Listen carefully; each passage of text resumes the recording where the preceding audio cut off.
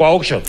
He mocked the opposition's attempts to halt his project through planned protest and court cases, maintaining that he will remain committed to deliver on his promises. He continued to state that his government is the first one in Kenya to have a clear roadmap of how it can create job opportunities. He further warned school principals against increasing school fees for school-going children. Kwa sababu kuna wasimamizi wengine wa shule wanauliza wazazi ati pesa ya serikali ya JSS imechelewa, wewe lipa fees. Mimi nataka niwatangazie, kama serikali ya Kenya tumetoa pesa kwa mwezi huu peke yake, tumetoa bilioni 62 ya kusomesha watoto wetu. Mombasa Governor Abdul Somad Sharif Nasir has endorsed Orange Democratic Movement Party leader Raila Odinga for the 2027 presidency. Speaking in Ukunda during the ongoing ODM party membership recruitment exercise, Nasir demanded that the Azimio la Umoja One Kenya coalition party chief run for president for the 6th time, saying it was not an issue up for debate. We are not asking, we are not requesting, we are not pleading. We, the people of Kenya, if there's a better word, are saying we are commanding you to vie for presidency for the year 2027. We, the people of Kenya, hereby declare unanimously that you will be on the ballot paper of the year 2027, and we will be able to overcome these burdens in this country. Sisi tuko nyuma ya baba. Mimi ni gavana wa Kilifi wa ODM. The first-time governor, together with the other coast leaders, argued that Mr. Odinga has been tried and tested politically, hence is the most suitable candidate to turn around the lives of Kenyans and succeed President William Ruto. Kati yenu wangapi mnasema Baba Raila Amolo Odinga 2027 tumrudishe tena asimame kama president? Yone kwa mikono.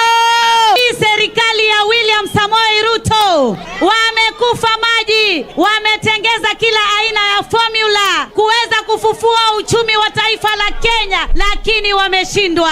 Kenya tutajikomboa sisi wenyewe na hakuna mtu mwingine atatukomboa.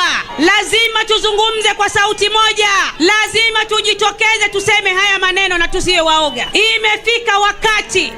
Odinga, on the other hand, stayed clear of the debate, saying he will pronounce himself on the matter at a later date.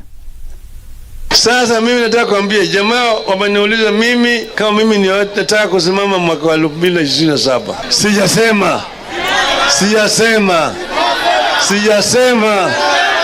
Mimi sijasema na niko na mdomo. Siku nyingine mimi nitaongea. Sio siku ya leo, sawa. And Deputy President Rigathi Gachagua slammed the Nyeri and Murang'a senators over their recent remarks on the 2027 successive politics. Gachagua, speaking in Meru County, warned the two leaders to keep off politicking on matters of Mount Kenya's kingship role involving him and Kiaru MP Ndindi Nyoro, and instead focus on their county oversight role. Nilikuwa naona senator wa kwetu Nyeri leo anaongea matope kwa TV, anakuwa excited akiwa pale kwa TV. Kazi ya senator ni mambo ya oversight county, mambo ya national government na mipango ya national government. Mwenye kujua ni huyu rais na mimi, na huyo senator ni wa kwetu, ageniuliza ile mipango ambayo inaendelea pale Nyeri, si ndio? So we want senators to be careful, because pia tumeona senator mwingine wa Murang'a alikuwa anaongea matope, huyu wa Nyeri anaongea matope. He trashed their talks, labeling them mere limelight excitement, saying they should desist from speaking matters they don't understand. Hii mulima iko na wenyewe, na saa hii mulima we are united behind President William Ruto. Si iko namna hiyo? Nyinyi watu ya ODM muende mkatafute kura pahali mnaweza sikizwa. This is News One. Dennis Asata, good morning.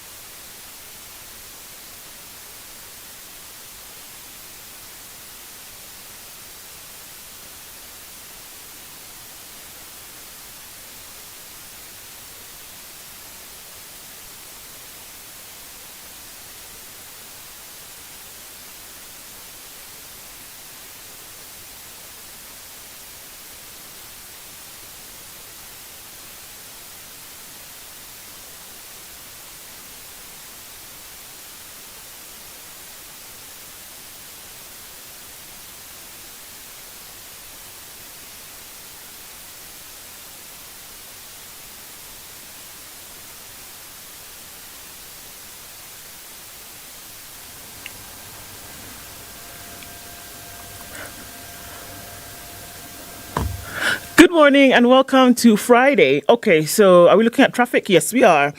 Not much happening coming off most parts of the city, at least for now. You're fine if you're coming off a Thika Superhighway, free and clear all the way past Githurai into the city via the Pangani Underpass. Even at the Pangani Underpass, there's no traffic this morning, so yay. If you're coming off of Kiambu Road, you're also all right, as well as Limuru Road this morning. Mombasa Road, free and clear. Folks making into the city in record time. And it's coming off of Jogoo Road. A little bit of traffic as you approach the City Stadium roundabout and then getting onto Landis Road and then onto Haile Selassie. But it's all manageable. We shall survive. The Eastern Bypass looks good as well. A little bit of traffic coming off Cabanas, going towards North Airport Road and then out towards Embakasi. Everything flowing free. Let's keep an eye on things this morning and see how they develop into Friday. We'll talk on SpiceFM KE on X. Let's keep things moving this morning.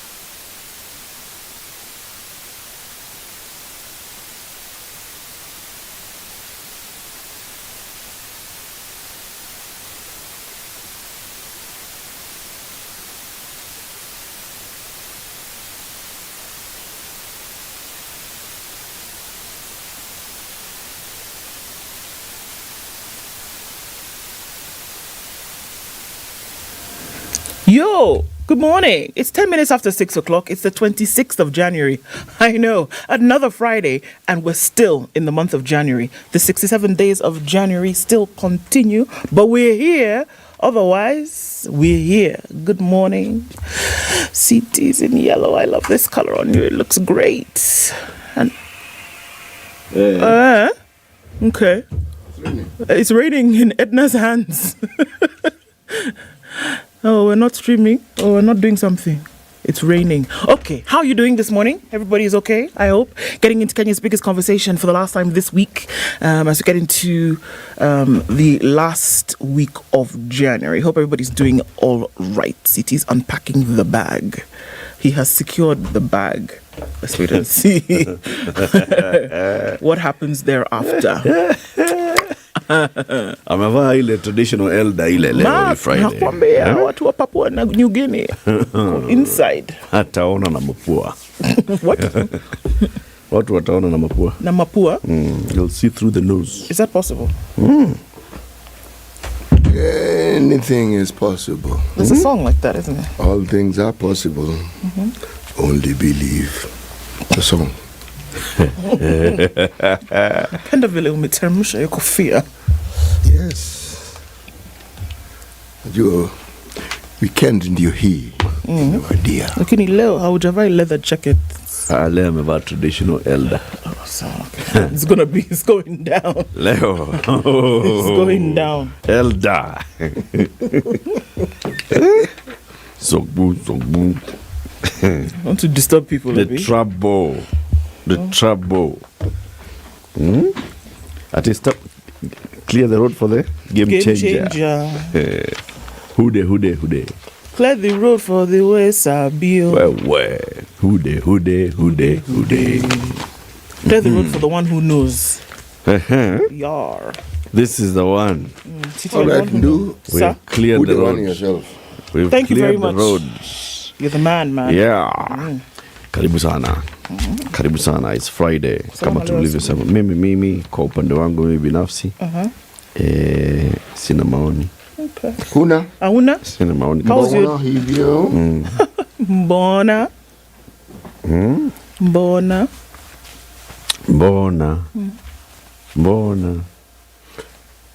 Okay. Let's talk about what we shall be discussing this morning. So, it is Friday. It is a Health Friday conversation that will begin the 7 a.m. conversation.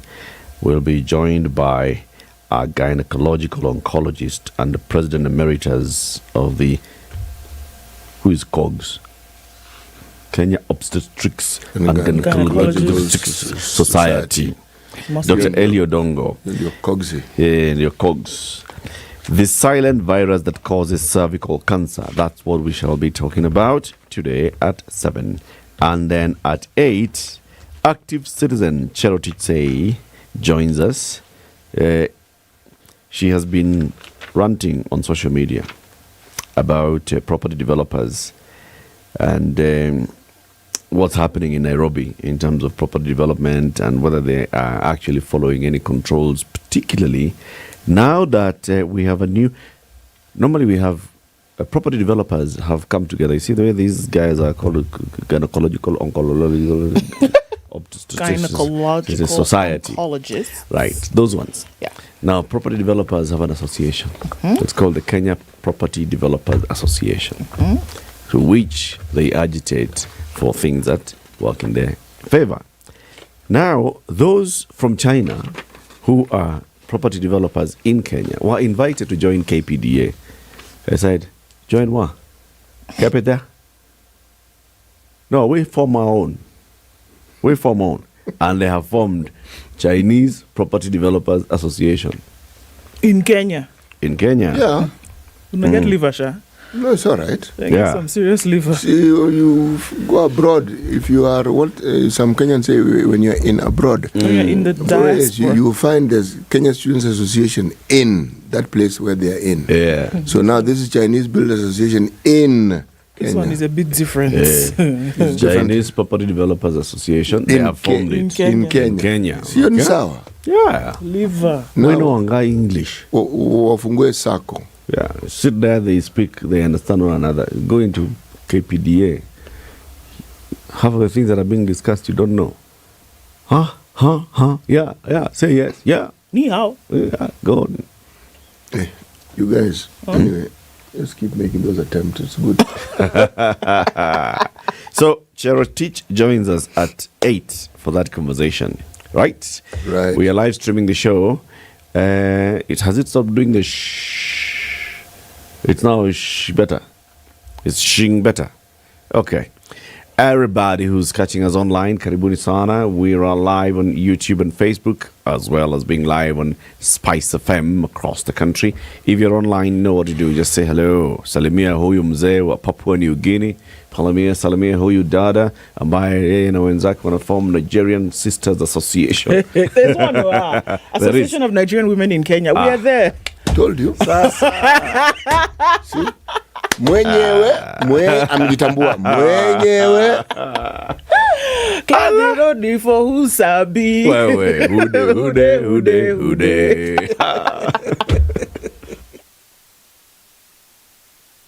This is the Situation Room, the only way to start your day. Step up and shine. It's that time of the year to win big with Kiwi. Stand a chance to win school fees worth 35,000 Kenya shillings weekly and instant airtime or data. Here is what you simply need to do. Visit your nearest store, buy any participating Kiwi tin with a fabulous new design nationwide. Dial *459*5#, enter the unique code you'll find under the lid, and you could be the next winner. Kiwi, your trusted partner to protect, shine, and waterproof your shoes. Terms and conditions apply. Oh, finally! It's my Standard Courier delivery. At Standard Courier, we know that your time is valuable. That's why we guarantee swift and efficient deliveries to your doorstep every time. Give us a call on 0793 599 684 or schedule your next delivery by visiting our website www.standardmedia.co.ke/courier. Trust Standard Courier service for all your courier needs. We deliver. 17 degrees and mostly cloudy conditions in Nairobi. This this morning, we'll see highs of 25. And looking into a partly cloudy Nakuru at 15, we'll see highs of 27. 26 will be the high. In a partly cloudy Nyeri at 12, and it's 12 degrees and cloudy in Eldoret, going to highs of 24. Looking into a mostly cloudy Mombasa at 26, we'll see highs of 32, while in Malindi it's 26 and cloudy. It'll go to highs of 32 as well. Kisumu will see highs of 28 through Friday. It's currently mostly clear at 19 and clear conditions at 18. In Kakamega will go to highs of 28 and lows of 17. Light rain showers in Kampala this morning at 20 with highs of 27, while we'll see highs of 32 in a mostly cloudy Dar es Salaam at 25. Looking into Johannesburg, it's clear at 16 with highs of 29, and Mogadishu is partly sunny already at 25 with highs of 32, 12 degrees and clear in Addis Ababa with highs of 26. It's hazy in Lagos at 25 with highs of 34, and it's raining this morning in Kinshasa at 25, going to highs of 32. Friday afternoon in Beijing is sunny at 2 degrees. We'll see highs of 5 and lows of -6. It's slightly warmer in Paris at 11 degrees with highs of 12 and lows of 1. It's cloudy at 13 in London, and we'll see lows of 4. New York on Thursday night is 10 degrees and cloudy. Coming into Friday, we'll see highs of 12 and lows of 6.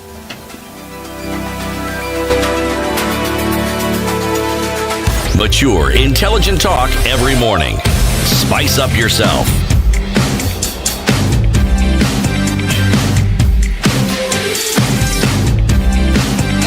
Mornings done right. 94.4 Spice FM, Nairobi. 21 minutes after 6 a.m. Who is awake and online? Peter Kibiru says, good morning. Ndusiti Eric from Jabari, Amari and myself. It's Friday. Yes, it Salamia, is. Jabari, Amari and myself. And yourself. Don Sabwa says, bursaries in Kenya are a mirage. Actually, yeah, you're right. You know, a mirage, you must have seen something that forms, and that's what is the mirage. In this case, for bursaries, they don't exist right now. So there's nothing. It's not even smoke. There's no smoke. There's smoke nothing. you see. In this case, poor students are suffering. It's true. So bursaries is not yet released because what has not been released? CDF. Money.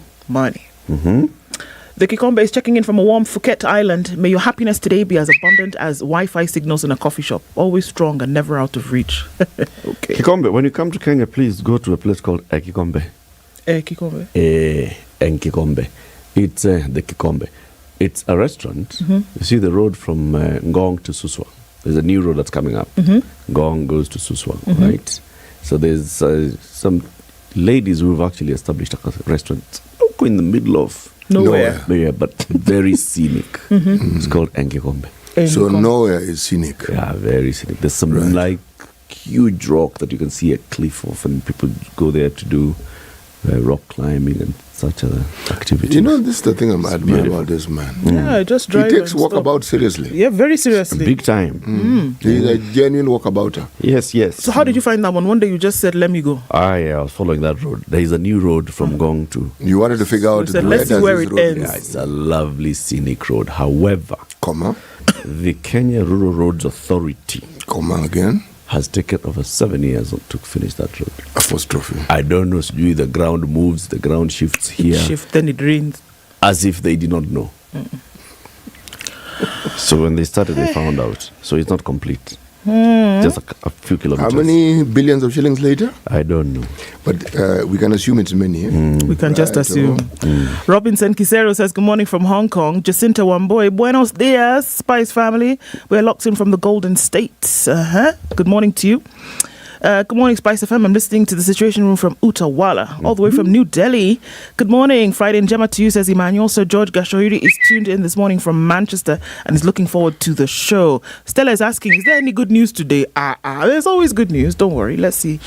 Octavius Cargo says, good morning and happy Friday. Mary Adis says, good morning. And is asking for the sound. Mary, can you hear me? Mary, did you know? Good morning to CT and Eric, tuned in from the 255. Always a great pleasure. Always nice to have you. Agola is saying, what's wrong with the channel? Which channel? Don't worry. Ednah the magician has fixed it. Is on it. Is on it. Like white on rice. Robert Obogo is tuning from Mombasa. Jaber Asami says, waiting, but the sound is not sounding. Has it sounded? Oh, yeah. Omera, Is they're it taking it's sounding ages. now? It's sounding. No, it's sounding. Now the Kikombe is saying, who has the keys to the studio? Ndu, is that you? Where? It's me now. Yeah. Cash Bish says, Ekaro, Ndu, Eric and CT, looking forward to today's conversations. Great to have you here. Paul Momani is talking about how things NHIF, SHIF is not making sense. Okay, don't worry. We'll make it make sense. Make it make sense. Joseki says, good morning. Abito the lady says, today I'm intently saying hello to Eric. Okay. Intently. Yeah. Eric? Yes. Abito? You've been intently greeted. Intently greeting you. Have you received? Yes. Intently. The name is? Abito. Abito. The lady. I receive your greetings. Are you sending any back? Yes. No. Please send my greetings back to Abito. Okay. Abito. Eric has sent his greetings back to you. Abito. Steve is here. Douglas is here. Desmond is also in the room. Brian Otenyo is saying that Africa is poorly managed. Now, early in the morning. Sin says, good morning, tuning from Eldoret. Eddie Odor says, in the history of Kenya, I have never seen a government that blatantly lies to its citizens with wanton abundance. No shame, no regret. Aworo. I have wondered. That's what it means. Yes. Aworo. Jeffrey Mogaka says, good morning, great people. Ednah Pera Salamu. Pokea. Thank you very much. Douglas is also tuned in. Jennifer Tenyi says, good morning. Willie Ogutson says, good morning. And from the Bay Area, Wairimo is tuned in. She says, a very cold day. It feels like Limuru. Joe Mungai says, nothing but prayer. That's what is going to help us. Wow. People are so positive this morning. Oh, yes. Eric is tuned in. Jeff, not you, another Eric. Okay. CT looks dope. Sasa, CT, wewe na dope. Same was up. This word means more than one thing, doesn't it? Dope is drugs, but dope is also splendid, like fantastic. So let's go with the splendid and fantastic. She like dope is dope. Dope is also dope, some people would say. Yeah, do with that with what you wish. So what you're referring to is that it's spiffing. There you go. You are the epitome of spiffing this morning. A complete spiff. Complete spiff. Let's be careful with those vowels this morning, shall we? Hussein Ali tuned in this morning. So is John Burrow. Our fax at Makori says good morning. So does Billy Orimba and John Kip Kurui tuning from Kamulu. Duncan Obat has announced himself and says good morning to you all. He's in The Hague. Salimika Sana. City. Yes. Final Moroccan proverb. I was torn between two proverbs. Say thank you to EcoBank. EcoBank, thank you. You don't have very many banks in this continent that can claim to be a continental bank. Yeah. Okay? A Pan-African bank. Okay? Right. This is to you, Pan-African Bank. Lies have no legs. Lies have no legs. Yep. Ndu, what is it? I don't understand. You don't understand the lies.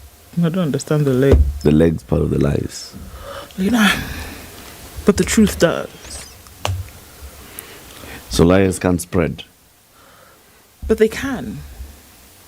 They can. They fly. But you must carry the lie. Eco sell by date. That's why it's called peddling lies. Yes. The truth does not need help. No. It doesn't need wind assistance. But lies do. You constantly have to keep propelling the thing. To service it. Yeah. Yes. They don't have legs on their own, lies. Yeah. But the truth does. Yes, you have to keep giving it gears. Songas are I love this proverb. Yes. Headlines. Headlines. On the front page of the Standard today. Den. Woi. Junior secondary school woes, grade 9 headache. A survey has revealed the sorry state of junior secondary school implementation in public schools compared to private ones. Really? Even as it emerges that the government may be considering moving grade 9 to current secondary schools to take advantage of their teachers, classrooms and laboratories that will be left idle after this year's KCSE candidates leave. Okay. I will not go into more details until we look at the story. State adverts plan death blow for free media. In an ICT ministry has directed that all ministries and state agencies place adverts in one newspaper spelling the death knell for major dailies and denying readers government announcements. Another den moment. Wamushomba, Mount Kenya's lone voice of defiance. She's saying, I'm not going to take this thing sitting down. I see something, I'm going to talk about it. Okay. She's alone. Apparently. Okay. Raila's riot act to rebel ODM leaders told them, come, you people should not test me. Behave yourselves or I'll behave you. UK to loan back Ghana's looted jewels. You see now, I don't know why people want to annoy me on a Friday morning, but okay. Something that belongs to me, you now want to say you can use it for some time. It's mine, but let me be as patronizing as I can possibly be. And, you can just stay with that. AFCON, we're getting to the round of 16. Those matches start tomorrow. And there's been some interesting football taking place over the last couple of days. Let's look at the front page of The Nation. Who's fooling whom? Factional feuds have rocked the governing party, with Deputy President Rigathi Gachagua seemingly under fire from some lawmakers, obviously or curiously fronting Kiharu MP in Ndindi Nyoro. The surprise boldness of the rebels to take on the number 2 in government has got tongues a-wagging. Questions persist about a hidden force, even as President Ruto steps in to calm the tide and says, Bana, why don't we just work? Don't tanga like I did. Governors, MCA splashed an extra 13 billion shillings on luxuries. CT, 13 is the billion that has 9 zeros. What? Okay. The controller of budget has not let go, and she's saying, you know what? You people have done things like landscaping, yani kuweka maua. Beautification of buildings, yani weka rangi. Sitting allowances, yani jilipia kukaa chini. And kusafiri. 13 billion. 13 B. Wewe. Proper. Nikwambia mambo ya Business Daily. Safadhali. There is that institution called the IMF, International Monetary Fund. It says multiple tax incentives and exemptions handed out to the ultra-wealthy and large investors in the past decade are undermining Kenya's ambition to grow revenues. So that is IMF in new tax onslaught on rich Kenyans and large investors. The IMF, in a new analysis of tax policy and administrative changes in East African community, says Kenya's tax to GDP ratio has been on a downward trajectory since peaking in 2014 after the country implemented policies that ended up narrowing the tax base. The analysis tracked tax policy and administrative changes between 1988 and 2022, with the bulk of the changes undertaken in Kenya found to have resulted in reduction of taxes payable. So the rich Kenyans, Rich. Them, they've been getting some tax rebates. Or because you drive well, don't pay tax for this. Because you live in this area, don't pay tax for this. Such kind of things. Kenya needs to strengthen tax collection consistent with the authorities' objectives of sustained increase in tax revenues to meet their development agenda. In this regard, a key milestone is the timely adoption of Kenya's first medium-term revenue strategy, which aims to increase revenues by 5% points by 2027.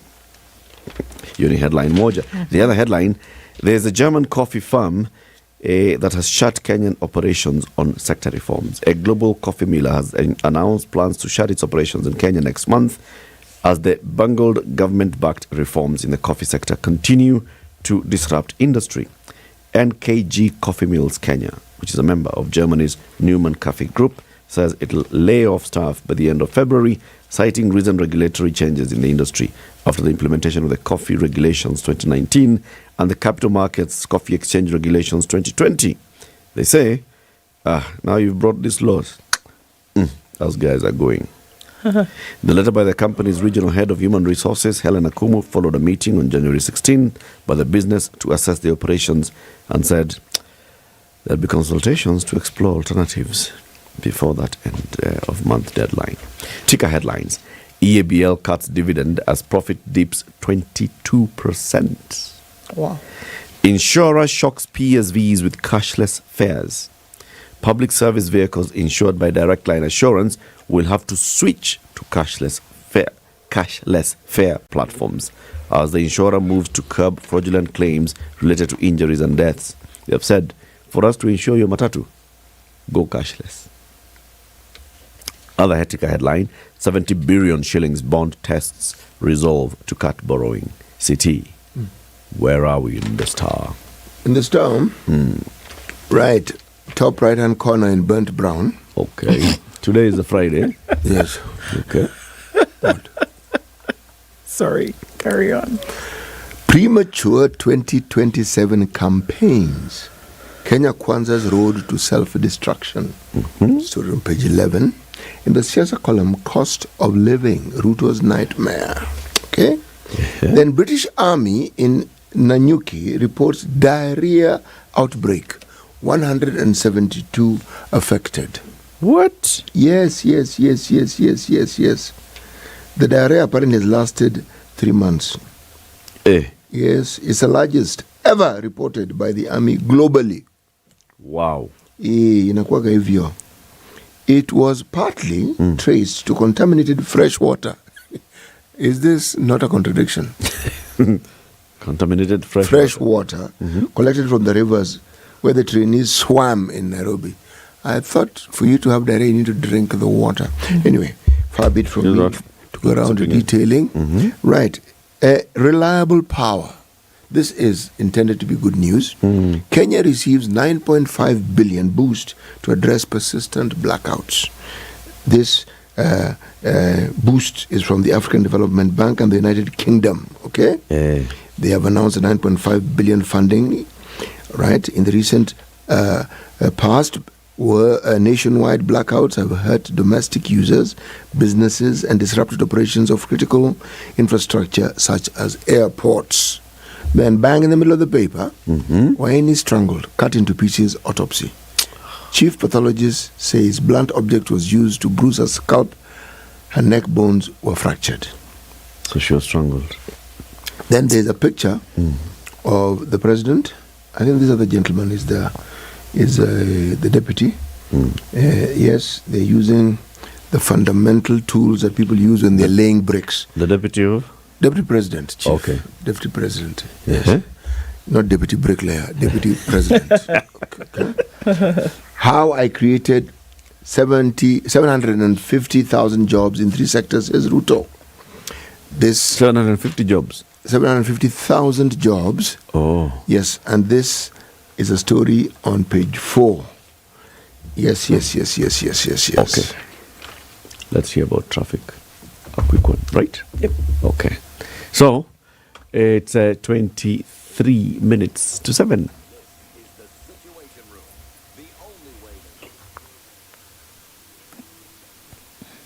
Just a little bit of it on Jogoro this morning, getting towards the Makadara train station and out towards Landis.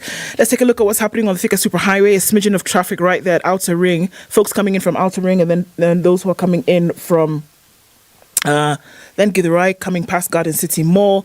Then you'll be fine all the way until you get then to the Pangani Tunnel. Then it's going to slow down a little bit. Understandably, everybody using that one route to try and get towards the CBD. Are you coming off Waiakiwe? You'll know that you're fine, as is all right on Lower Kabete. And then we see Limuru Road, Kiambu Road. Everybody's okay there. The Northern Bypass feeding folks going out towards Runda and then coming in towards Thika Town. That's why you'll not see any traffic on the Thika Superhighway this morning. That is outbound. On Uhuru Highway, you're fine as well. Langata Road looks pretty good, as it does on the Eastern Bypass. And Eye on Things this morning. Talk to us on SpiceFM KE on X.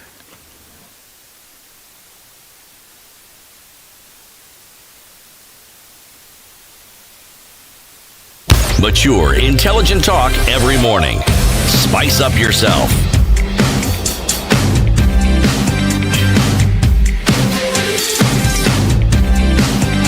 Mornings done right. 94.4 Spice FM. And you wonder grade 9. Yeah. What is that? So grade 9 is the last year of junior secondary. Okay? And they're taking on the first candidates into grade 9 next year. Okay? Now, there are many questions. What are we going to do? Because that's when you start to get into some of these subjects where you're going to need labs. But then they're saying this KCSC that has just left, they have things that we can use. Can we move them? Okay, let's look at the details of the story. And you're wondering, okay, so what exactly will happen? All right. Big divide in JSS rollout as public schools struggle to teach learners. That's one problem. The Standard today has looked at a number of issues that are affecting education. And so it's carried on page 2, 3, and 4. Now, public schools across the country are struggling to implement JSS due to a horde of challenges. There is also a big divide to implementation between public schools and private academies across the country. So there's been a check that was done. It's been established that there's smooth transition at the learners from grade 6 to junior secondary in privately owned schools, while chaos and confusion marred transition in most public primary schools. At the coast, the situation is 2 worlds apart for students in JSS to private schools compared to those in public institutions. For example, the Jomo Kenyatta Primary in Msambweni, Kwale County, that is touted as one of the most established public primary schools, grade 8 class hosts 90 learners crammed in one room. Grade 7 learners have not reported yet because parents have been waiting for grade 6 results before releasing their children. What do you mean? Grade 6 results across the country have not been released for anybody. So are they waiting for this? So these particular ones have said, atujui kama tumeingia ama tuingi. Head teacher Juma Mganga. But there's no requirement for... Did you remember when we had this conversation? Is this miscommunication from the school head, or what is it? I mean, why would children not report to school? All parents have decided, okay, we are waiting for results to come out.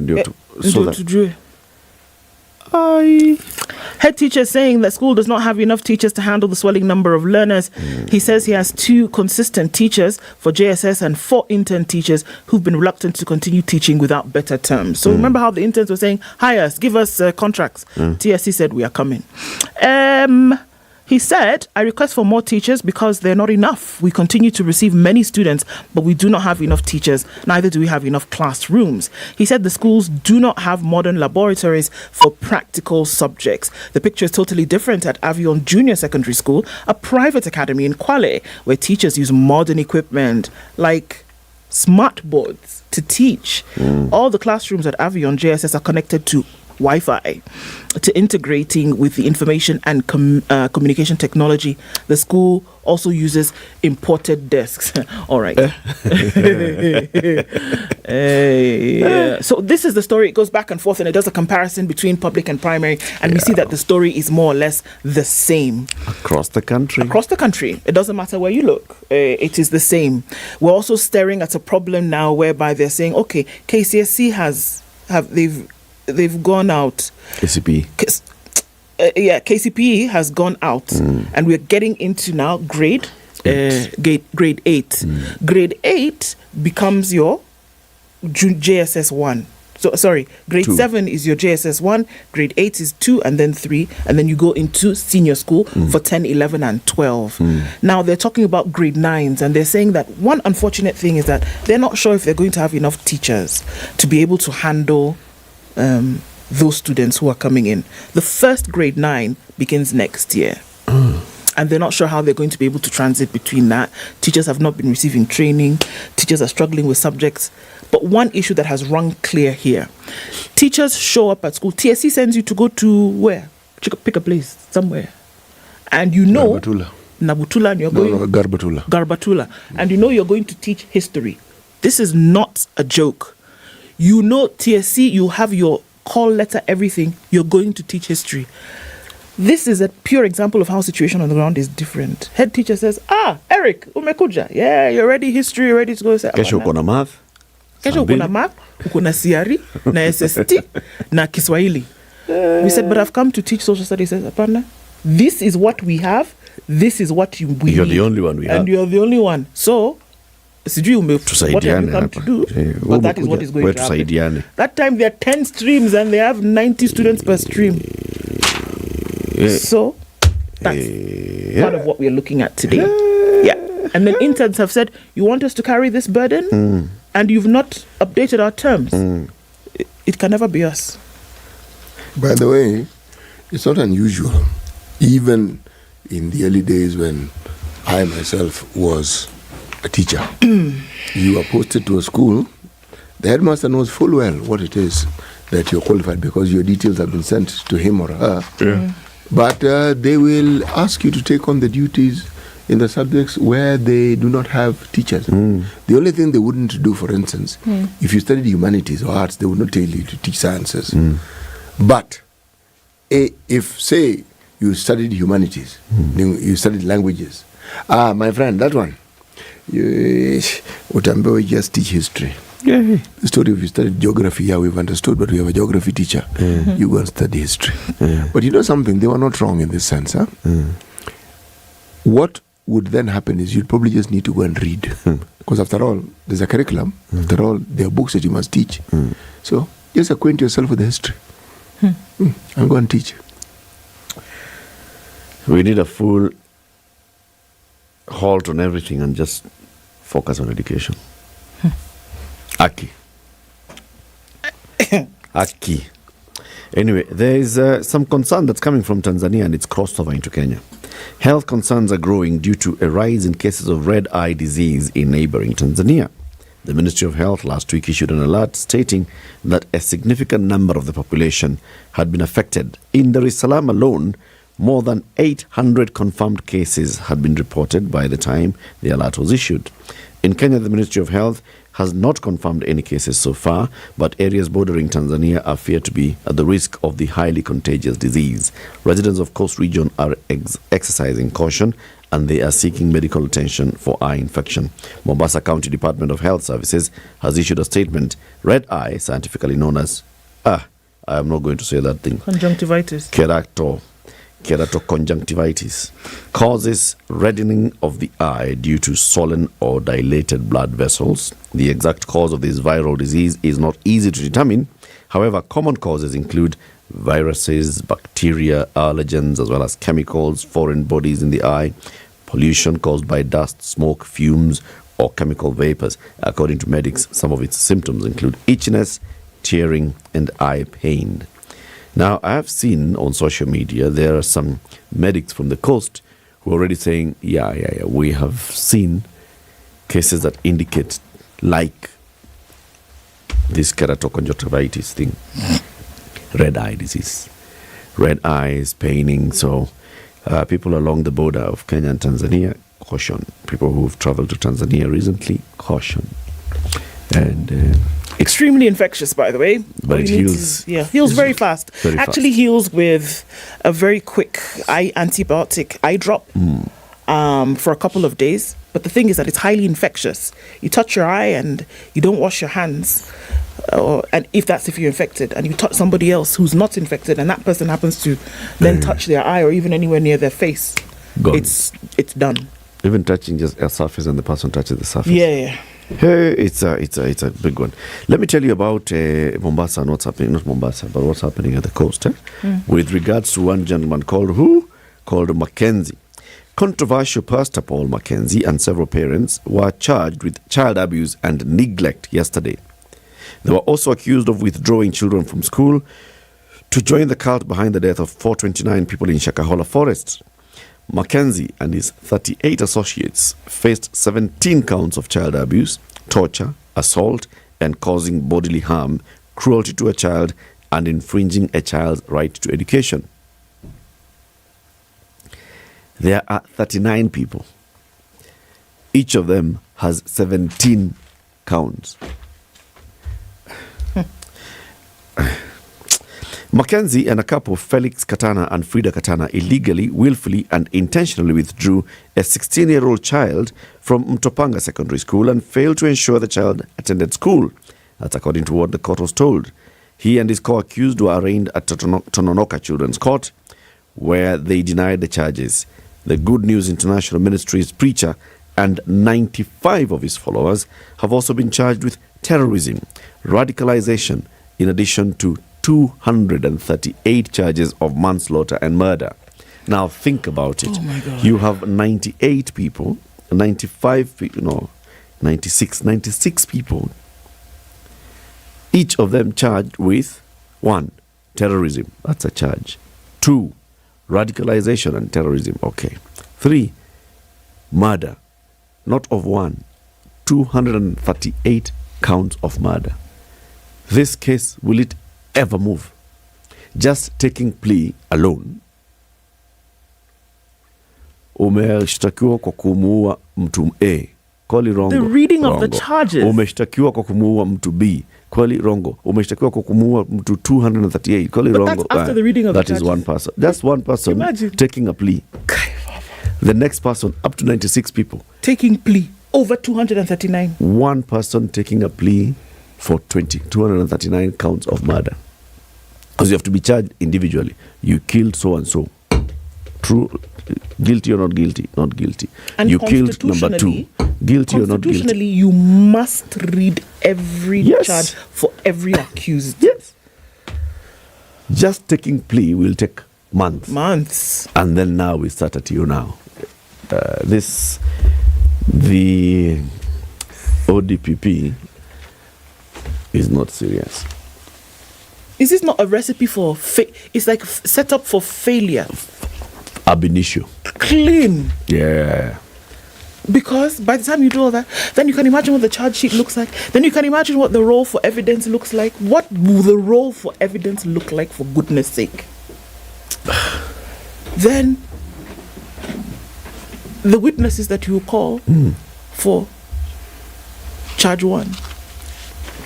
You've seen this is not one alone. This is not a new scenario. We've seen these scenarios before. And when you look at the history of this government with regards to people who've been in court for the longest time, one of the things that happens, suddenly the DPP withdraws. Suddenly, the suddenly is not even new. It's now the commonality. And before you know it, Gafla bin Vu and Boo, people are now scot-free. So it's this. Say actually we thought we had enough evidence, but now we've seen that we don't have enough evidence, and therefore we're going to release 38 with a plethora of accused. This one.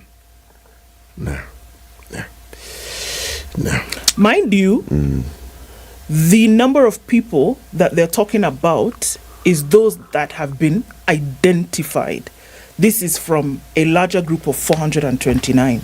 This 97 is not 97. How many? They are charged with killing the 429 that have been exhumed. Yes, but those who are accused are 38. Not identified. Those who have been accused are 96 people. Voila. Okay, I've got the numbers switched. Okay. It is accused people are 96.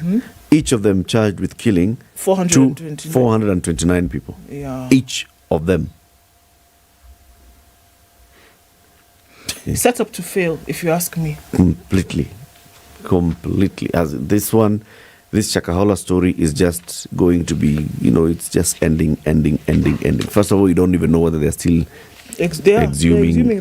What are they finding? This 429, do we know who they are? Do we know their identity? People have reported over 600 people who are missing. So what are we telling these people? These 429, who are they? What's the story of them? City, you tell us a story. These ones. Yes, I am going to tell you a story. This is a disturbing story. Okay. There is a rancher in Laikipia by the name of Lucy Jennings. Some bandits, we are informed, raided her farm. It's called Jennings Farm in Laikipia. Shot her, the head and the neck. She died while undergoing treatment. Not only did they attack, but they had invaded the farm and even built shanties on her farm. Now, what manner of lawlessness is this? Apparently they are herders. Clearly armed, because someone can't shoot you if they're not armed. Somebody has lost their lives. When we are told that the menace of banditry has been brought under control, an incident such as this one should not even escalate. And if these are herders and they've got herds of cattle, herds of cattle don't run. They sort of like saunter along. You can see them. Are you telling me that this is something that according to this article, some people have, been arrested, and apparently it's not just the same place. They raided other villages in parts of Ngarua, Nyahururu, and drove off with a known number of animals, etc. Essentially, they went to a place called Muhige Conservancy. Then 240 animals went. Ranch owners in the areas have decried a new wave of attack and gunmen. Look, Either we're dealing with this problem or we are not. Either we are able to deal with it or we are not able to deal with it. But the constant stories of how it's being dealt with, how it's being managed, is this a sign of something that is being managed? Wapi. And it's in one area. It's not as though they moved from here, went to Meru, then left Meru, went to Embu. Like Kipia.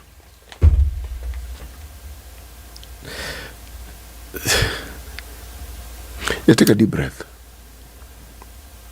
Let me just say what's on my mind. Professor Kithure Kindiki has very many questions to answer. He does. Because he took it up personally and said, I'm going to deal with this. All right? And even it's been more than a year. Yes. We are still seeing incidences of people being killed by so-called bandits who just disappear. Children being shot. Yes. The Ministry of Interior has not said we have arrested the bandits. The Ministry of Interior once told us, we know even the religious leaders and the spiritual leaders of these bandits, not presented them. We are neutralizing the bandits. We are not seeing, so what have you done? Have you killed them? Have you converted them? Have you arrested them? Or what have you done? Have you expelled them from the country? What is it? Right? Very many questions on this. And Shakahola, the same thing. Coming up to a year of just exhumations. People are being taken to court and charged with killing John Does and Jane Does. Yes. Because many of these bodies have not been identified. CT, you're accused of killing this body. Who? That case won't go anywhere. Remember that from the 429 that have been exhumed, reported, 100 only have been identified. So how does that charge sheet read? I wonder. You're accused of killing unidentified X, unidentified Y, unidentified Z, identified A1. How exactly can you have killed someone who does not exist or is not known? How? They have to be known. Yeah, so that you can place them and me together. Yes, they have to be known. You can't kill someone anonymous. Ndu? Yes. Tell us one. One story? Okay, so here it is. Ruto says that the SHIF is unstoppable. The headline reads that in a vow to defy the courts, the Social Health Insurance Fund program will be implemented despite court orders against it, President William Ruto has said. He was at Kianjai Market when he kicked off his 3-day tour of Meru County yesterday. He termed those who have filed cases against the initiative as insensitive to the plight of the poor. He said their intention was to continue stealing public funds. I don't know who there is, but little regard for Kenyans who could barely afford medical care. The High Court has since lifted orders against deductions towards the scheme, but the case is still pending in court and will be mentioned on the 7th of February. He said his administration has established regulations on universal health coverage that would ensure all Kenyans are covered. Now, come the 7th of February, the case seeking to stop the government from rolling out the SHIF and deducting money from salaries to fund the initiative will be mentioned. That'll be very interesting. I know we can't be speculative about this, but whatever happens on that date, what does that mean? NHIF will come back and we continue where we left off, will not do UHC anyway. But the president said, this thing, court, no court. Train has left the station. Do what you want to do. It's not possible the to train has left the station. Do you remember those words in 2022? Yeah. The train has left the station. Move on. Well. It derailed. A time will come when everything that is being said will be required. The proof of all these things will be required. So, the president, like every other citizen in this country, has rights. Yes. So he's exercising his rights. He's exercising his rights, and he should. Quickly, before we go to the top of the hour, there are very many pieces, very many items that were stolen by people and taken to the UK more than 150 years ago from the Asante King of Ghana. They are being returned, but they are being loaned back to the country. That's the one. Ghana's chief negotiator says he hopes to for a new sense of cultural cooperation after generations of anger. Some national museums in the UK are banned by law from permanently giving back contested items in their collection, and loan deals such as this one are seen as a way to allow objects to return to their countries of origin. So they'll go back to Ghana, but they'll be loaned back to Ghana. My own thing. Then Ghana agreed. Because the law in the UK does not allow them to leave the UK, you know. You see. Can I ask a question even on the hour? Did they take all the artifacts that were available in Ghana at that time? No. Okay, so the ones which remained, where are they?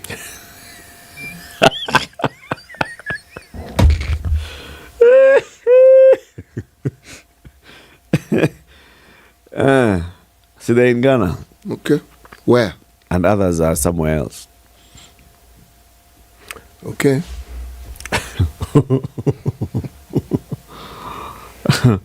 I see what you're trying to ask, but we are not going to allow you. We're not going to allow you to and ask that imperialists to ask such kind of questions, imputing improper motive on our ancestors. Imperial saboteurs. Yeah, an agent of imperial saboteurs. Trying to say that people gave their 7 a.m. Spice up your life.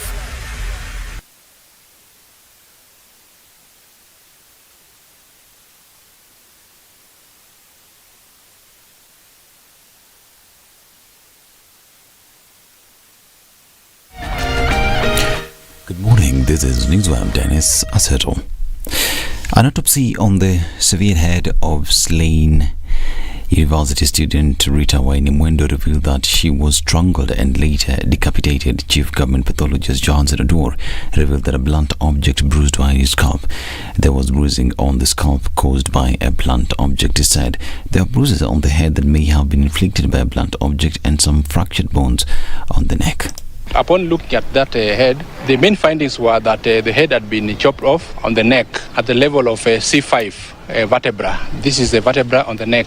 There were bruising on the scalp, which to me looked like caused by a blunt object. And then upon looking at the neck structures, we also saw some fractures of bones, which are usually very important in homicide. One of the bones is called hyoid bone, which was fractured. Then there was what is called thyroid cartilage also, which had some fracture and hemorrhage.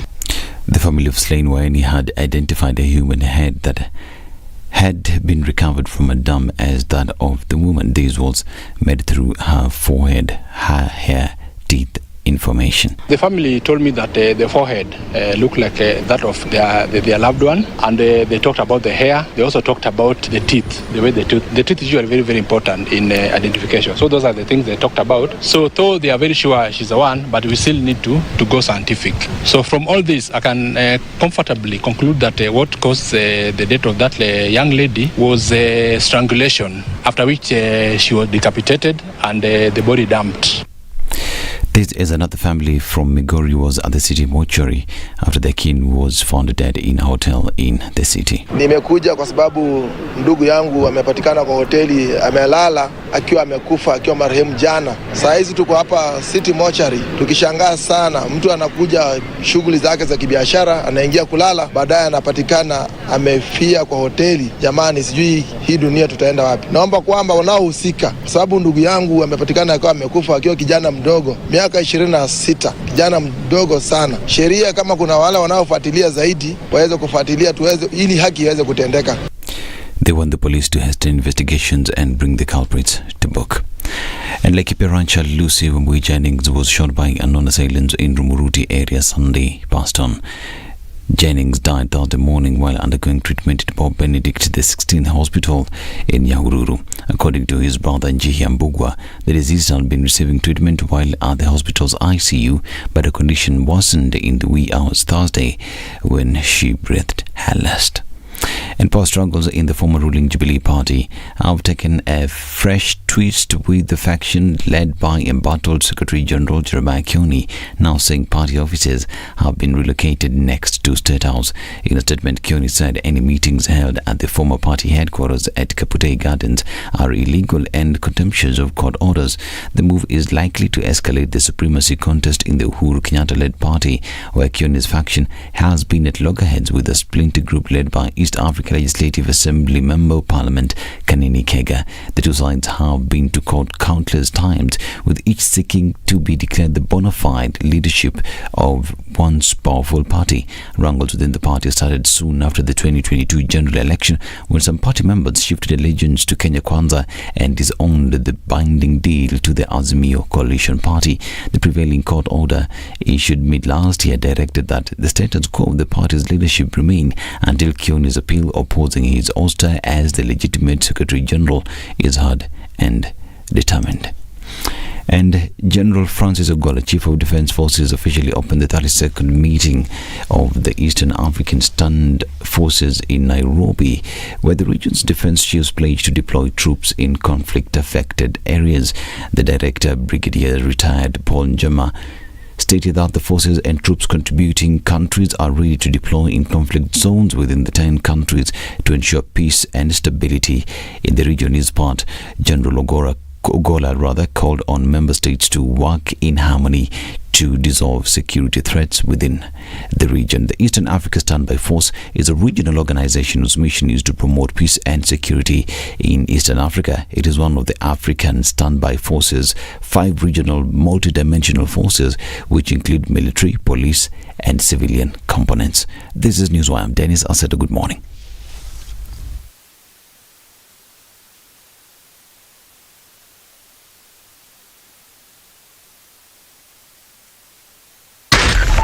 SpiceFM, Nakuru. Okay, a few minutes after 7 o'clock. Traffic this morning has not been too painful, at least not in many parts of the city. Outbound traffic, but the folks are using the bypasses, so that doesn't look like it's going to be an issue. Even on Thika Road, the Thika Superhighway, which usually is very busy by right about now, we're not seeing too much of that. Just at the Garden City Mall, folks are trying to get to Outer Ring using that route, so we are seeing some holdups there. And then also getting towards the Pangani Underpass, folks are then channeling through from Cervical. Kiambu Road also, as you get to Muthaiga Square, is busy, so an eye on that. It's likely to just continue like that for most parts of the morning. It's also busy on Limuru Road, but then to be expected, and it doesn't look like it's going to get too crazy around the city this morning, but we're going to keep an eye on things and see how it all develops. We're looking at that Cabanas overpass heading towards North Airport Road and then onto Embakasi with some traffic as well, but we're not doing too badly for Friday morning. How about we take a look, see when we get into traffic hour proper, and then we'll talk on SpiceFM KE on X.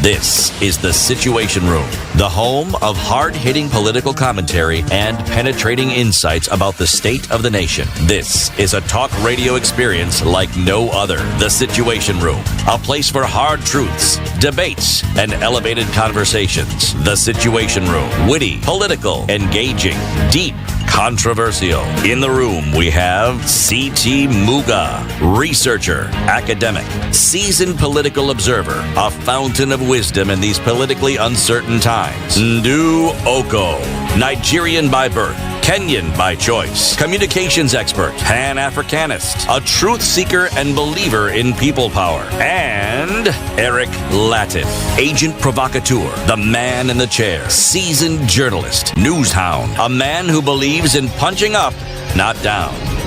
This is The Situation Room. 7 minutes after the 7. only Good way to morning start your day. The second hour of this lovely conversation. It's Health Friday, 26th day of January 2024. We still have another week. It's not over.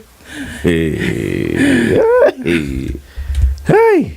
Who creates Januaries? Who creates January? Yeah. That guy called Greg. Gregory, is it not that one? That's not the calendar we are using. Mm-hmm. Yeah, that guy. Blame him. Gregory? He's called Gregory. Gregory. Okay. Hey. Okay. We are live on Spice FM, on KTN Home, on YouTube and on Facebook, or we live stream the show every morning, 6 a.m. to 10 a.m. As we get into this conversation, we have several things to remind you. Number one, why I'm going to the shop right now. Ndu? Because we have very little time left to buy kiwi, folks. Well, no, you can buy kiwi for the rest of your life. What I'm saying is that... No, you're dropping everything in the shop. Look. Do not worry. Are you okay? No, he was dropping. Everything has gone. Except kiwi. Okay, while Don't you worry, arrange Eric. yourself. Give this one. Okay, Daktari, let me give you some kiwi. Oh, this is for me. It is for you. I thought you'll give me the bigger one. We can make it happen. Don't even worry about it. We can just, do like that. So, kiwi. It's been around for years, isn't it? And every time you're going shopping for kids to go back to school, or even just to make sure that your shoes are doing the thing that they must do to step up and shine, this is always on the list, right? And it's been part of experience for very long. And so now they've said, how about we make it a bigger part of the experience? And coming into this month where a lot of school fees are being looked for, etc., Kiwi is saying, how about we step up and shine a little bit more? Walk into any supermarket today, get a tin of Kiwi with the new logo and the one that has the starburst here. When you pick up that tin, you'll dial *459*5#, and then you'll insert a code which you'll find under the lid when you pop it. And you'll get instant airtime or data, guaranteed. Then the magic happens because you'll be entered into a draw. This draw is seeing 4 people win 35,000 shillings weekly, and this money goes directly to school fees. So you've done 2 things. You bought your kiwi, so you have your load, and then you also get school fees, so you can go off to school. How's that? Yeah. Good idea, right? It's a good idea. Yes. Yes. The Daktari who's just been told about kiwi is Dr. Eli Odongo. He's a gynecological oncologist and he's a retired president. Him, Uhuru, and others. Same was up. He's President Emeritus of the Kenya Obstetrical and Gynecological Society. Well done. It's worked, huh?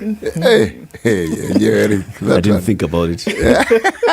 The Kenya Obstetrical and Gynecological. Welcome to the hot seat of the Situation Room, Dr.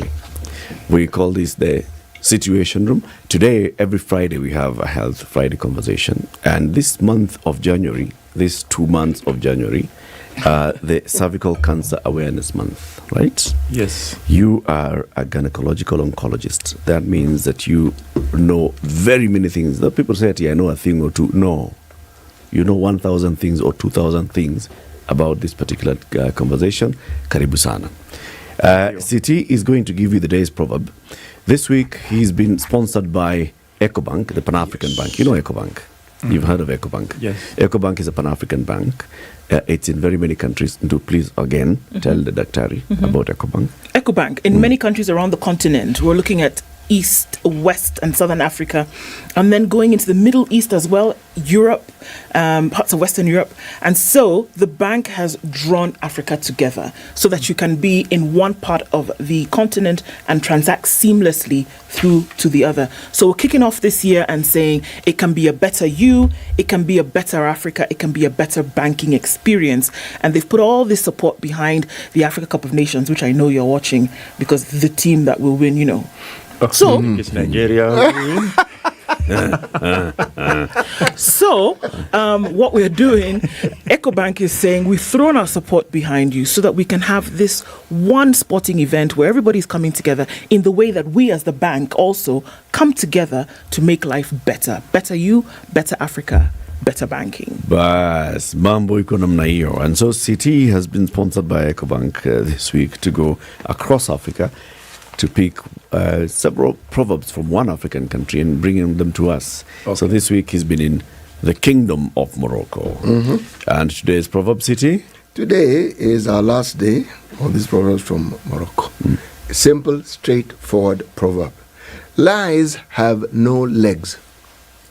Lies have no legs.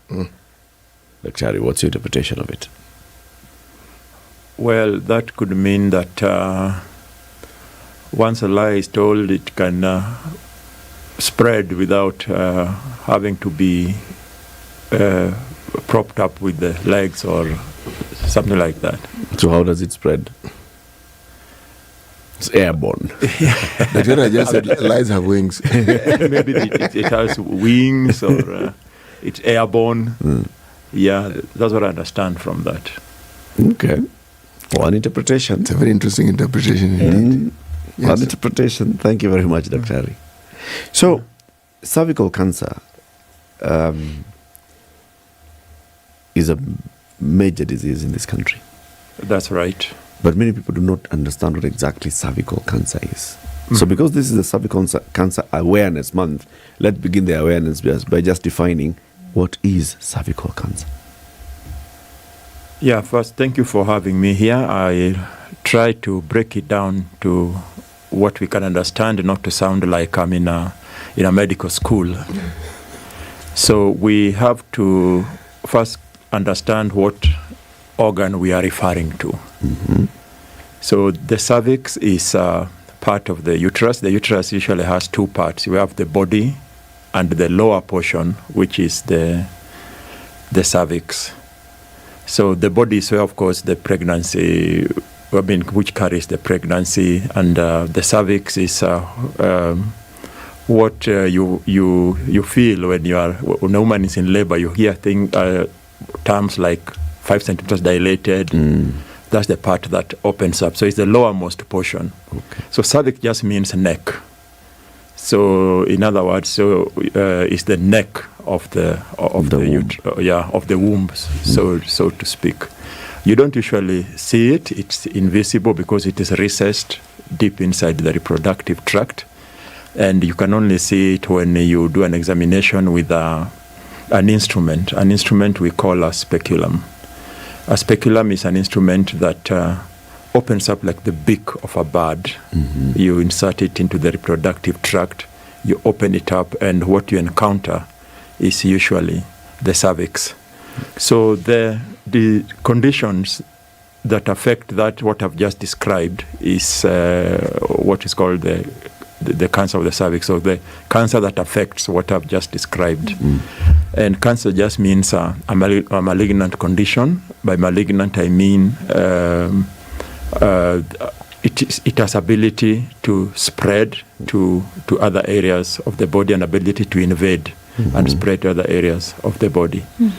So having defined that, cervical cancer is a common cause, or one of the major causes of deaths among women, not only in the reproductive age, but beyond the reproductive age. The statistics that I can give, maybe I may just give the statistics in this country. We approximately around 6,000 new diagnoses of cervical cancer in a year. And out of these, half, probably around 3,200 deaths arising from cervical cancer. So therefore we need to bring a lot of awareness, and more so talking about the risk factors and how this disease can be prevented and managed. So yeah, it's also called the silent killer, and just again looking at those numbers, it's the second most prevalent or second most dangerous cancer for women in Kenya and maybe in parts of the world. Why is it the silent killer? Why? Well, I wouldn't say there's only cervix that is a silent killer.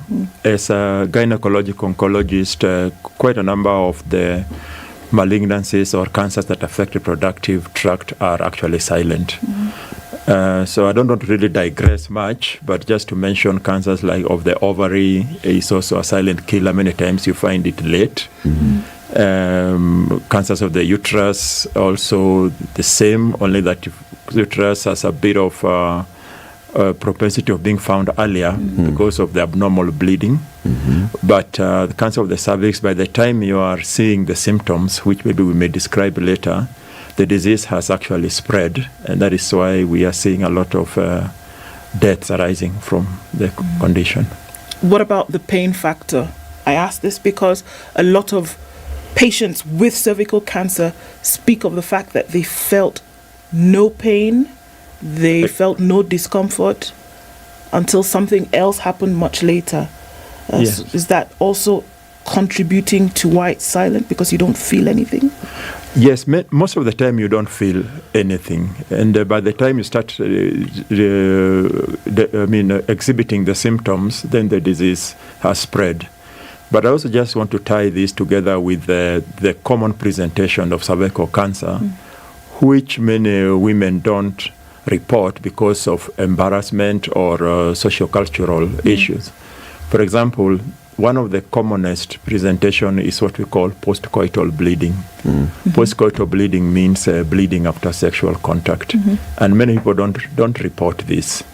The other common symptomatology or presenting symptom is abnormal vaginal discharge, which is usually watery at some point. Then it becomes kind of foul smelling and kind of stigmatizing. So they tend to keep it for long, and by the time it causes them concern to the extent that they want to seek help, then it means that the disease has spread to. And what stage are we looking at by the time those particular symptoms then are? What stages are we looking at? Yeah, it's difficult to determine stage just from symptoms. Okay. Yeah, because cervical cancer staging is a clinical stage. It's clinically staged. But now we have got revisions on how cervical cancer can be staged, in that you can also use imaging studies, including PET scan, to allow you to come up with a proper staging.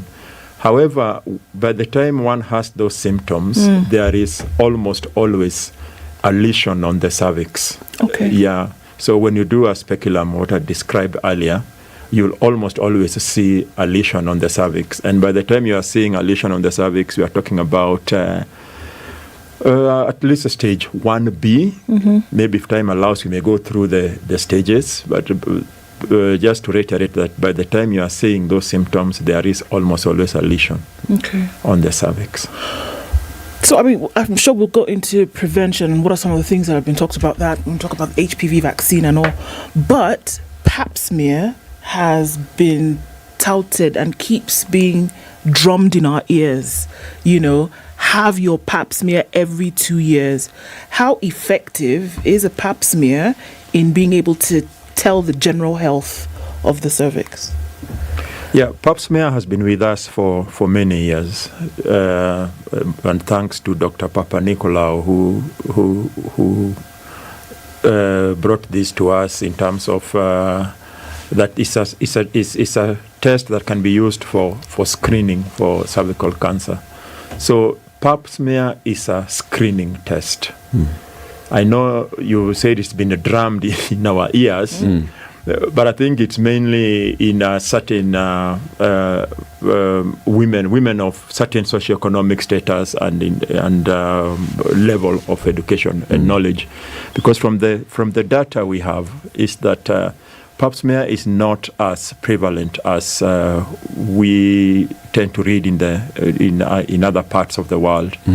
It has been very effective in detecting early changes on the cervix. Let me correct this. Pap smear is not used to make a diagnosis of cervical cancer. It's a screening test for asymptomatic individuals.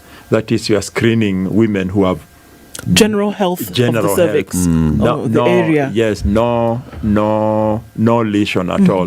Because by the time a woman is presenting with the signs and symptoms I described, pap is of little use because of two things. One, it may actually miss invasive disease. By invasive disease, pap can miss obvious cancer by up to 50% of the time. Because many times we've seen women who have come to us, they say, I've been going through pap smear, I've been bleeding actually, and pap smear was done and it was normal. So this is just to reiterate that pap is a screening test for asymptomatic individuals.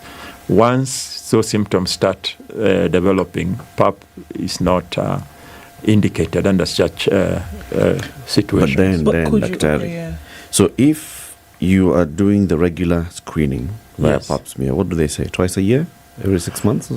Every 2 years. Every 2 years. Yeah, so there has been changes in algorithms of screening with pap, but of course the general recommendation is yearly pap. Okay. So annually you go for the pap smear. Yeah. And you're saying at that point you're asymptomatic. Yeah. When you start developing symptoms early, this pap will not detect it. It will not.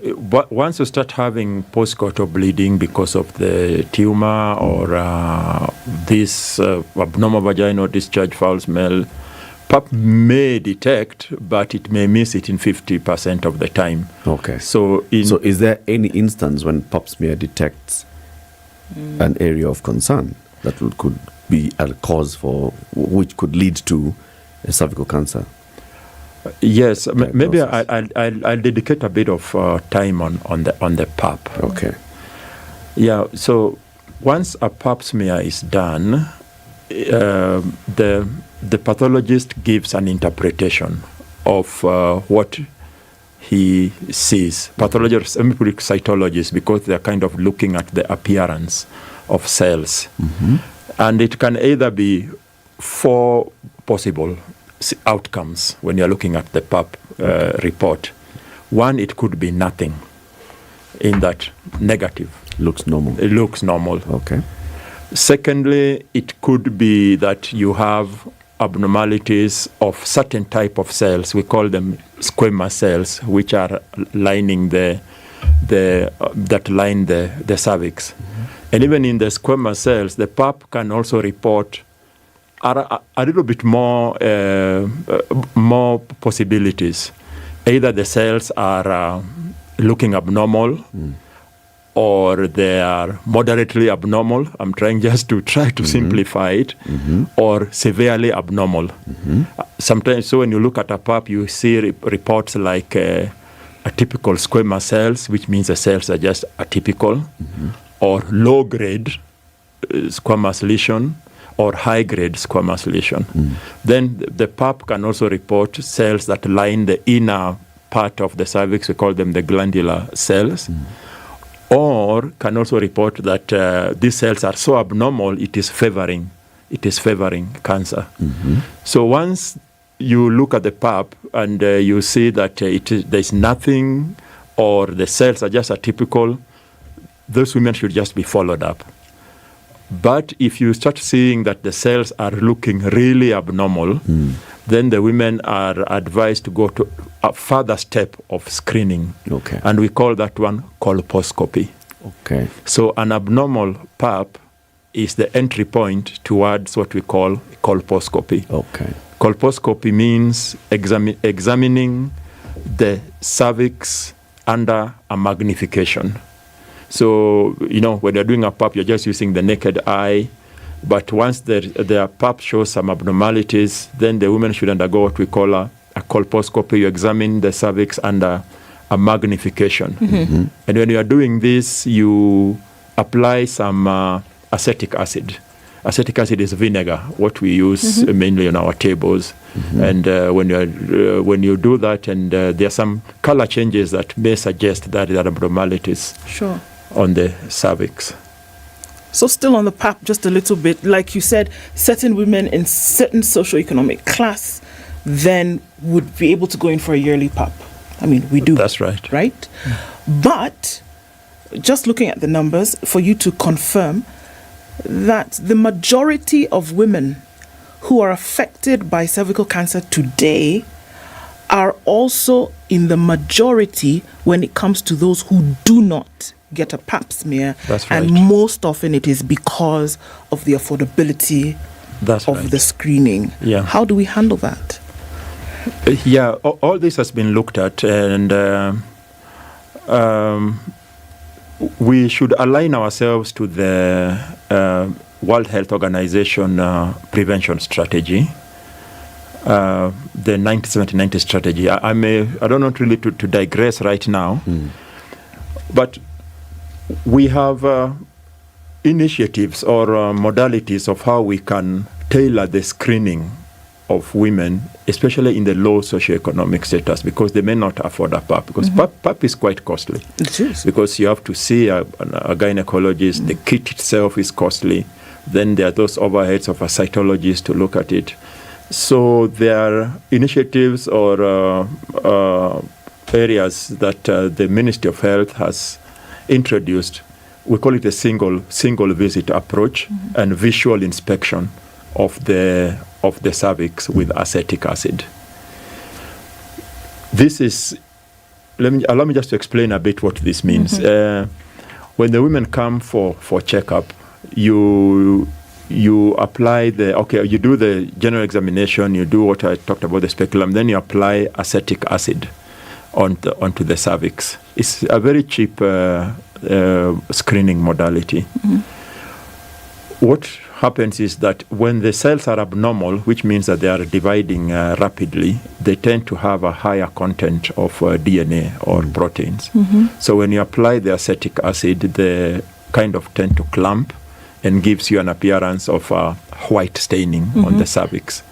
So this is a method that has been used for screening in low socioeconomic settings. So just to address that issue of probably to that Cost, there's a cost towards screening of women.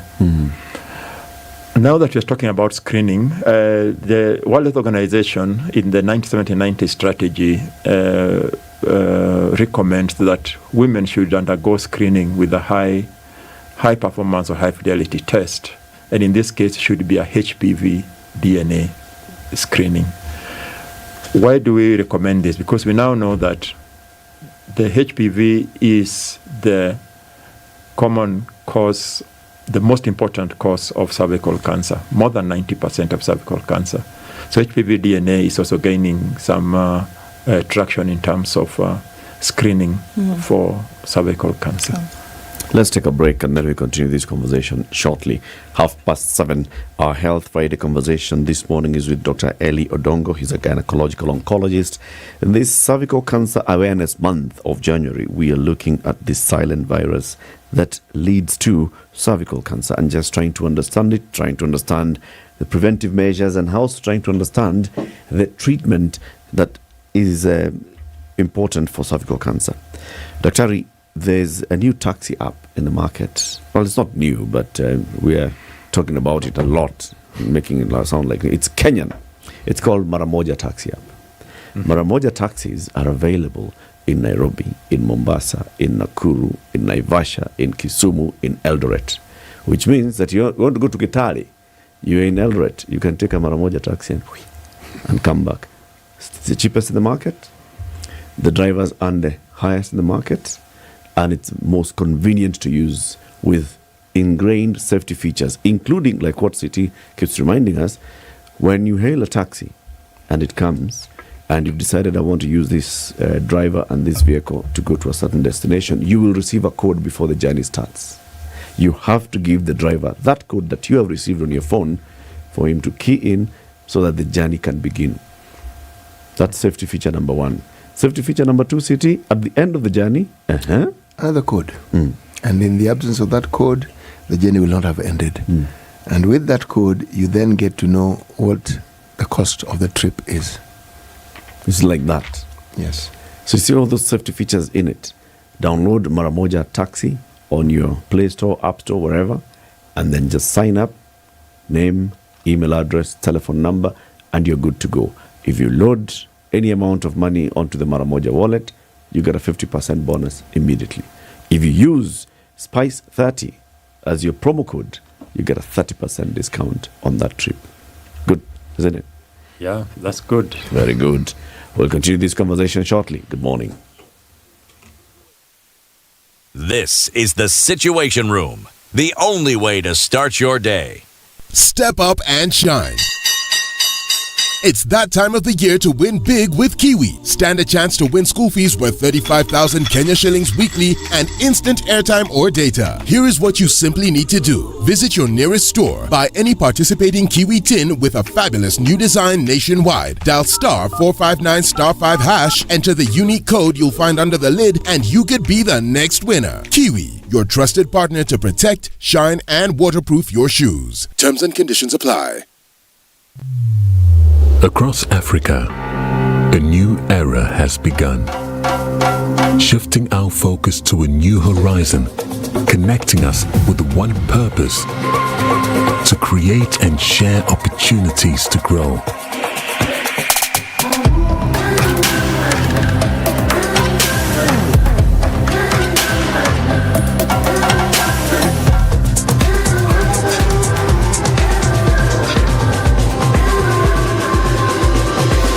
Today, we are making a brighter tomorrow, built by our dreams and our energy. Across our continent, across the world, we are creating a better way to a better future. A Pan-African future. The weather with SpiceFM. All right, looking at partly cloudy conditions this morning in Nairobi at 17 degrees. It's 15 and sunny in Nakuru and 13 and sunny in Nyeri. Partly sunny conditions at 13 in Eldoret, and we're looking at the sun up in Mombasa at 26 and as 27 as well in Malindi. It's sunny at 20 in Kisumu with sunny conditions at 18 in Kakamega, and out into Kampala the rain showers continue at 20 with partly sunny conditions at 25 in Dar es Salaam. It's 17 and partly sunny in Johannesburg, and into Mogadishu partly sunny at 27 with 10 degrees and sunny in Addis Ababa. Lagos is hazy at 24 and it's heavy rain at 25 in Kinshasa.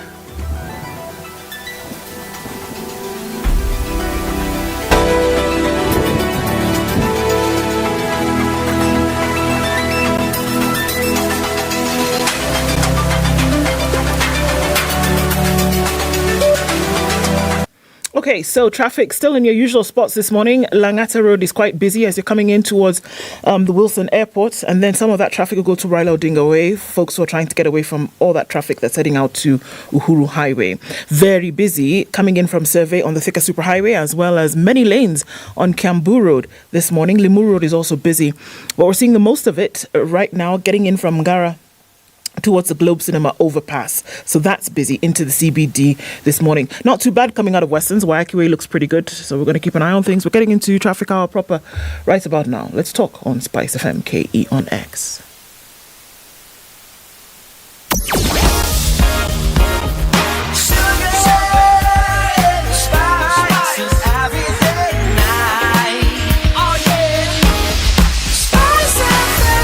Spice up your life. Mature, intelligent talk every morning. Spice up yourself.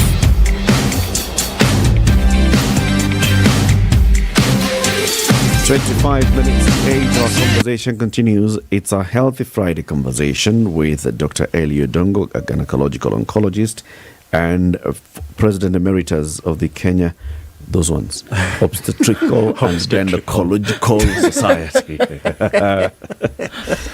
Okay. Talking about, you basically described where the cervix is, and you said the womb has these two parts. There's the body and the cervix. Now, we've heard of many times when an operation has been conducted on the womb, hysterectomy, which removes the uterus. When a uterus has been removed, is there still a risk of cervical cancer?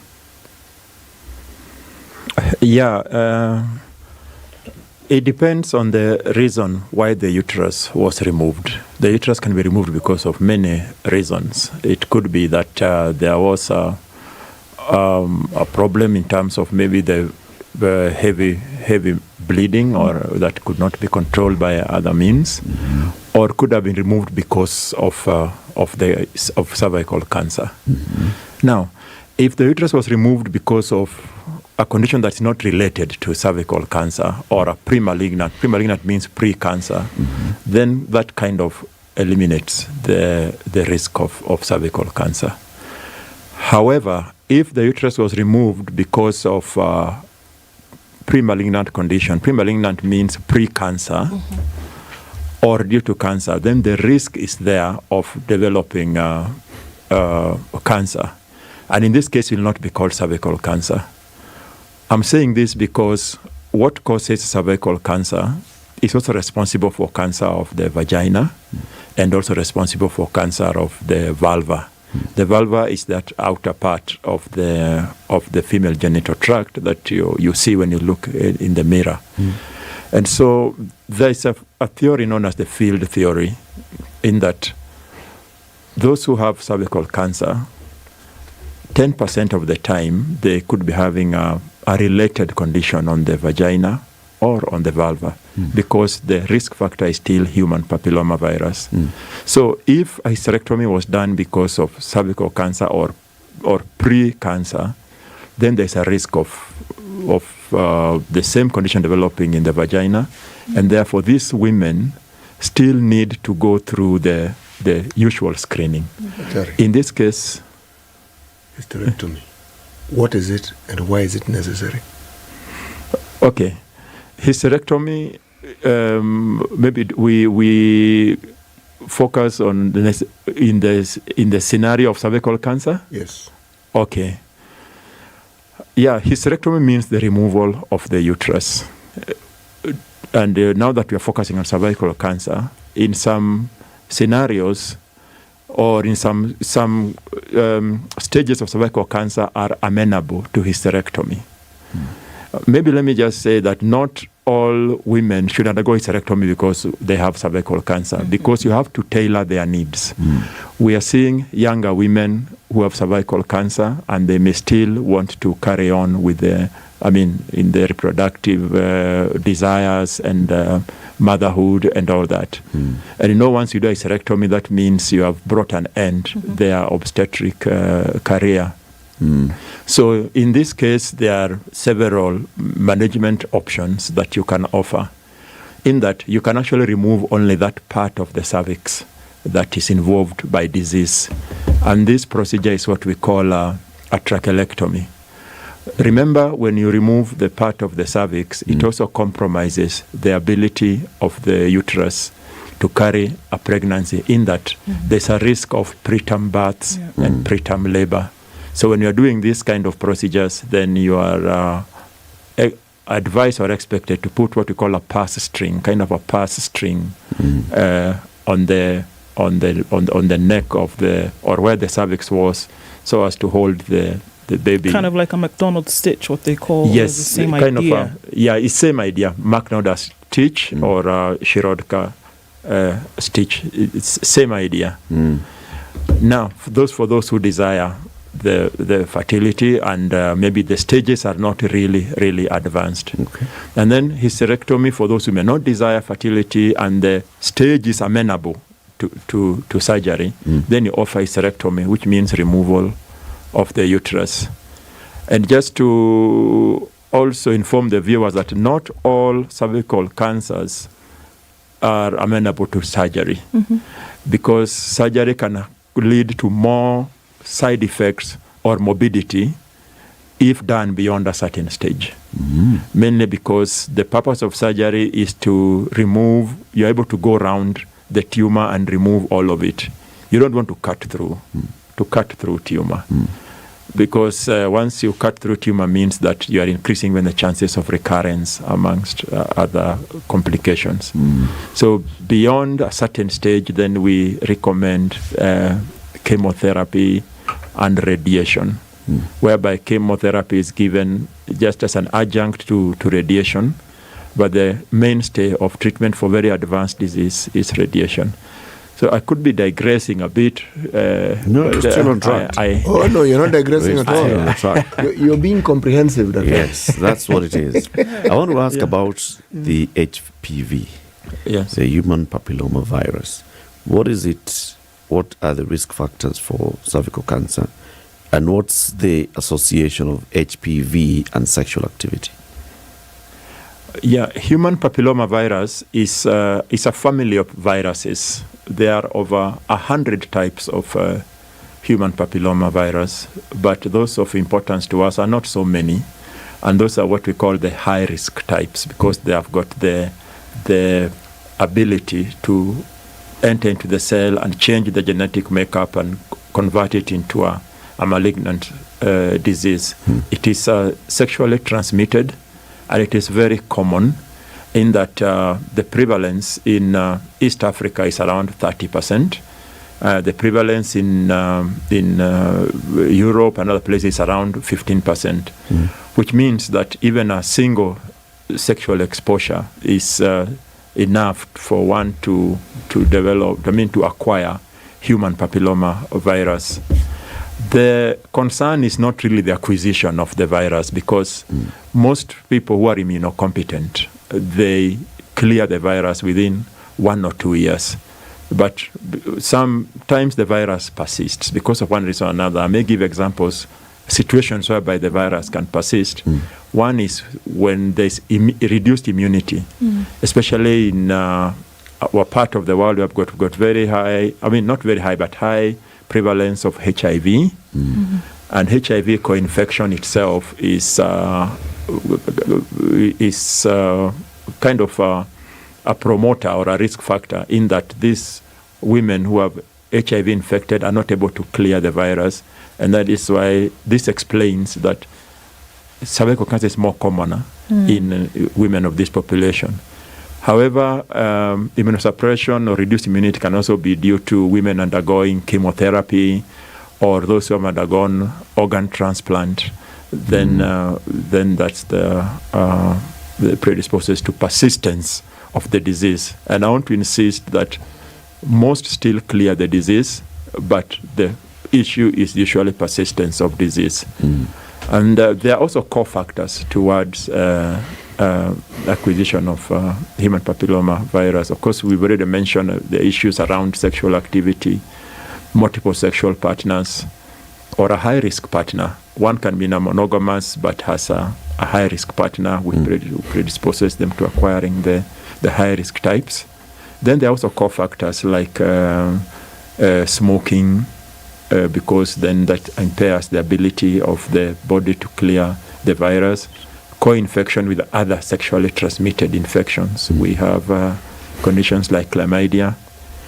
Dietary dietary concerns like deficiency of vitamin C and retinoids, amongst other deficiencies.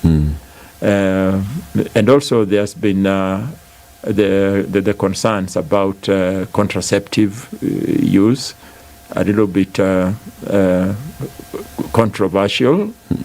I wouldn't say the word controversial, but a lot of studies are being done around this area. It's inconclusive. Let me call it inconclusive, because the postulation is that if I'm on a contraceptive method, then I may not need to use any barrier method, for example, and that one predisposes to acquisition of other high-risk types of human papilloma virus. The vaccine then? The HPV vaccine? The HPV vaccine has actually been approved for use. It was approved by the FDA. There are several types of HPV vaccine.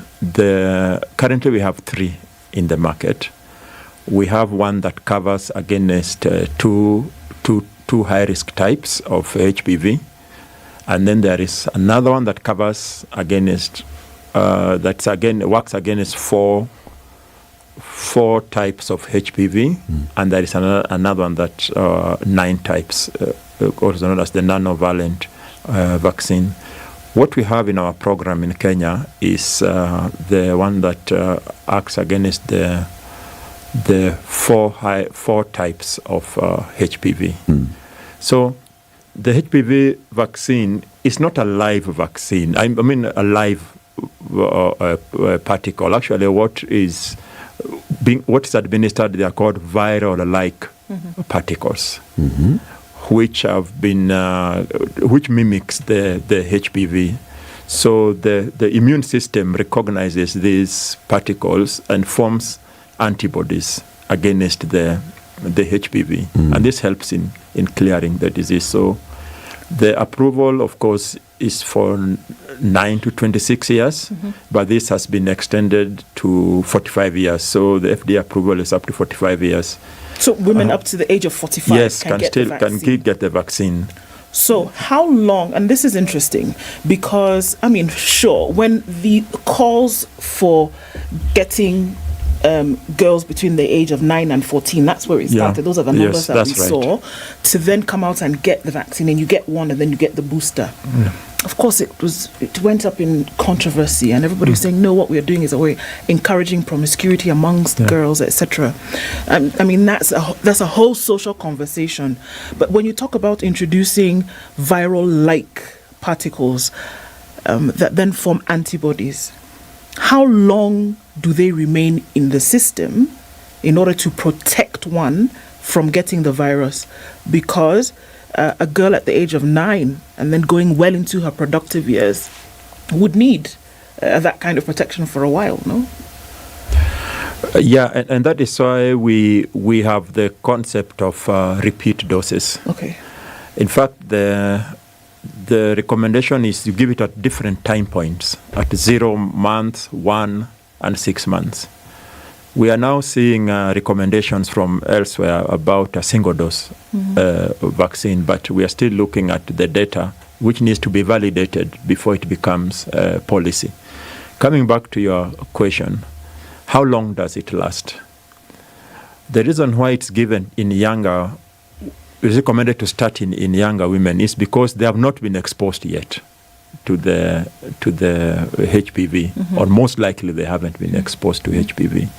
And the level of antibodies that are produced after a single injection is quite high. It's measured in what we call the geometric mean titers. So the titers are very high, even after a repeat, and they can last for a lifetime. If it's given to older people, then the titers are a little bit lower, and that is why it's recommended that you give it in younger women. Are they... Okay, I'm going to phrase this question. When we talk about cervical cancer and work around it, where have we had research conducted among populations, and what are the findings of any research that has been done in this field? Why I ask the question is, I'm leading to, is there a certain age that we find people are more likely to be susceptible to the disease, or do we find that there's an age group of women in certain communities who have shown a higher prevalence of cervical cancer? And what is it? Is it always the HPV virus, or are there other factors that contribute to this? Yeah, we have a lot of research that has come in, both in from the other parts of the world and also local research. So I may not quote names here, but we have quite a number of papers and work that has been done in the AMPATH program in Western Kenya, in the HIV screening program, amongst other areas.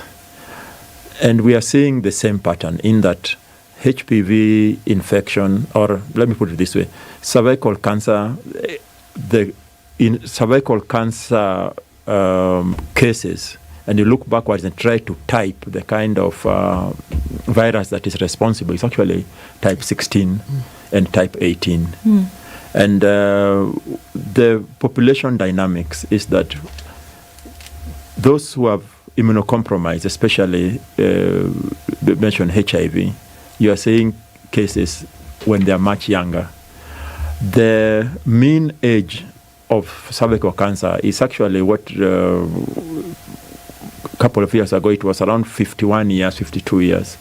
But now we are seeing numbers across the spectrum, so you can't really tell for now that this is the age that we have the majority of cases of cervical cancer. However, the reason why we are really recommending for screening and treatment of pre-cancer is that it has a very long latent phase. By long latent phase, I mean from infection to the time that the disease develops, it can be up to 10 years. Or even more, even 15 years from the first infection with HPV. So this gives us a lot of time to prevent the disease. If you don't catch it at if you don't prevent it at vaccination, you can get it within these 10 years by the screening we are talking about. And once you screen and find there's a pre-cancer, then there are management modalities that you can institute before it becomes cancer. So, Dr. So this is one of the few cancers that you can actually point to and say, this is the thing that causes this cancer. That's right. Are we sure? Because the case for vaccination against something that is killing women after breast cancer at such a high rate is that you can point directly let me ask the question this way. For cases of cervical cancer, when you look and say what has caused it, as you say, you will find HPV 16 or 18. Yeah. Unequivocally, in each case, will you be able to point the cause of this cervical cancer to an HPV and say it is the cause? You will. You can. Okay. And you will. Yeah, it is. And we've done it. Yeah. We've taken tissues and worked backwards and see what is responsible for this cancer. And more often than not, you find the high-risk types, 16 and 18 in that population. So then the vaccines that are available, which we are giving to our girls from 9 and above, then you say they cover 4 high risk. And those are... Actually, the 4 covers 6, 11, 16, and 18. Okay. 6 and 11 are what's responsible for what we call the genital warts. Mm-hmm. They're not high risk. Genital warts are like bumps on the skin, and the risk factors of acquiring genital warts are the same risk factors of acquiring cervical cancer. So it's like, so just to answer your question again, is that it covers 6 and 11 and 16 and 18, which are the So then if we look at it and apply, it's difficult sometimes to mix what people will call moral thinking with kind of religious persuasion with science, where we can see a direct correlation between the cause of a disease and the treatment for it. So then there is a case to be made for the vaccination of girls against HPV to rule out cervical cancer in the future. Is there not? Yes, there is a case to be made because we have kind of a cause and effect relationship, cause and effect scenario.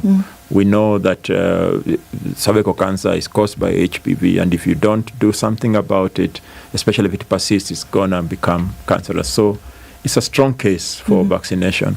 However, we have experienced a lot of vaccination hesitancy because of course, we are very pious and of course, we listen a lot to our religious leaders, and we conform because of the fears. Their fears, for example, being that the vaccine will promote promiscuity and other issues. Some of the campaigners against the vaccine are gynecologists and obstetricians. I thought, I was really fearing you not to ask me that question. Well, we have now removed the fear because we've actually asked the question. So there's nothing more to fear. Eric, I don't know how to answer that because these are our colleagues, and of course we have to listen to everybody and their concerns, and so we have our own mechanisms of holding discussions in our technical working groups, in our annual scientific congresses, because we have to come to, not necessarily to a consensus, but to an agreement that it's important to have the vaccine. Is it usually a scientific argument, or is it now a moral argument? It could be both, because what what's leading to vaccine hesitancy is concerns like that it will lead to what? Infertility, and that the women may not conceive or get babies, or when they get babies later on, they may have pregnancy wastage. Are there research findings to substantiate such thinking? None that I've come across. Yeah, none that I've come across. Yeah. Are we therefore saying that when we look at the issue of the vaccine and the discussion around it, that young women who have sexual debut at a very young age then also run the risk of contracting the HPV virus and consequently are at risk of cervical cancer? Yeah, that's a very good point you brought up. Maybe I forgot to mention it, in that early sexual debut is a risk factor, because during this time when they are adolescents is when the cervix is dividing and forming, and the cells are dividing very rapidly. And if one gets infected at that point, then the chances of transforming the cell are a little bit higher. Then there's also what we call the transformation zone on the cervix, where the infection tends to occur and cancers tend to occur. It's usually very active during the formative years, and so infection at that time also is quite risky in terms of persistence and also transforming cervical cancer later. We have 30 seconds to go, but I see a question here that I think needs to come in, and you can answer in just 30 seconds. Is the HPV vaccine given to men and boys? Yeah, it's a resource issue. Those who have eliminated cervical cancer in those countries give it to both boys and girls so as to achieve what we call herd immunity. Herd immunity means now the population is immunized. But if you're a resource constrained, you'd rather put it where you are going to get maximum benefit. And it's in girls because they're the ones who have a cervix. Okay. Yeah. Dr. Ari, thank you very much for joining us today. It's been very, very educative and informative. When you talk about cancer awareness, we've just been made aware. Cervical Cancer Awareness Month, that's the month of January, these 2 months of January, and that's why we had Dr. Eli Odongo joining us today for the Health Friday conversation. He's a gynecological oncologist. He is a former president of the Kenya Obstetrical and Gynecological Society. Keep it here for more conversations. It's 8 a.m.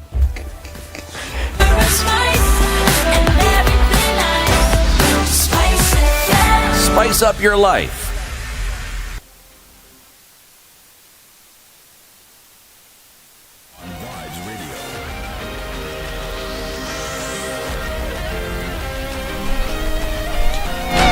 Good morning, this is Newswire Dennis Aseto.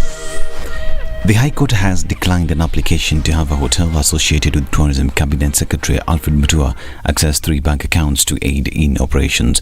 The court had in September 2023 issued orders barring Mutua and one other co-director, Emily Chebet Lorupe, from withdrawing, transferring, depositing or dealing with the money held in the 3 accounts belonging to Hotel Brazilian Rodrizio Limited located in Lavington, Nairobi County. The Hotel Brazilian Rodrizio Limited filed an application seeking access the money in their bank accounts opened so as to help in operations.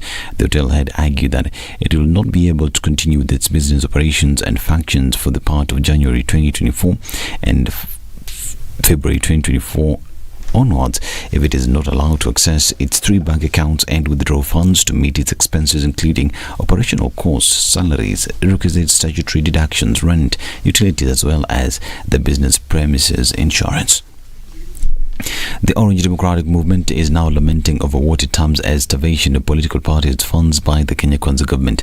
ODM says the government owes the party over 10 billion shillings, which is meant to run the affairs of the party from the grassroots to national level. According to the party Secretary General Edwin Sifuna, the government is deliberately weakening the opposition parties by reducing their budget allocations and delaying in releasing the funds to ensure they do not keep the administration in check. Now, a 46-year-old man suspected to have stabbed a woman to death in Kilaya sub-location, Narok County, has been arrested. In a statement, the National Police Service said the suspect, identified as Patrick Mujitwa, murdered a 45-year-old woman named Sarah and left her lying in a pool of blood. The woman's body is said to have multiple deep cuts on the head, a deep cut on the right hand and the elbow, a cut in the abdomen and a deep cut on the right leg. The deceased body was taken to Lolgorian Level 4 hospital awaiting autopsy. Meanwhile, the suspect will remain in police custody pending arraignment. And a health crisis looms in Kitui County after doctors posted in the devolved unit Wednesday evening issued a 14-day strike notice set to lapse on February 7th, 2024. The doctors, during a meeting with their representatives under the Kenya Medical Practitioners, Pharmacists and Dentists Union, lamented of what they termed as labor exploitation experiences. They cited perennial staff shortages, burnout, career stagnation, demotivation, stalled job promotions, as well as years of denial of postgraduate study leaves as some of the many issues plaguing them. Police confiscated different brands of contraband milk worth 3 million shillings in Embakasi, Nairobi. In a statement, the Directorate of Criminal Investigation said the operation rid the nation of contrabands to ensure food safety has heightened. The confiscated milk included over 10,000 tins of various milk products from Saudi Arabia. Police also nabbed 2 suspects with contraband milk products from Malaysia. According to DCI, the 2 suspects are currently being processed for arraignment. And detectives from the Ethics and Anti-Corruption Commission arrested Dalal Mohammed Mahmood, the managing director of Garissa Water and Sewerage Company, on allegations of fabricating his academic qualifications. Mahmood is suspected of falsifying his Kenya Certificate of Secondary Education certificate in order to gain admission to the University of Nairobi. A source at the commission says that Mahmoud scored D in his KCSE but fabricated his certificate to falsely reflect a C+ grade that is prerequisite for university admission. And the British Army in Kenya has reported a diarrhea outbreak in Nanyuki camp that lasted 3 months. At least 172 people were affected by the outbreak. The outbreak is the largest ever reported by the Army globally. It was partly traced to contaminated fresh water collected from rivers where the trainees swam in Nanyuki. Some of the germs could also have been picked from local restaurants. Importantly, the Army said it identified a subtype of a diarrhea causing parasite previously only found in farmed monkeys in China. Although the outbreak took place in 2022, the announcement was made through a research paper published early this month. This is Newswire. Dennis Aseto, good morning.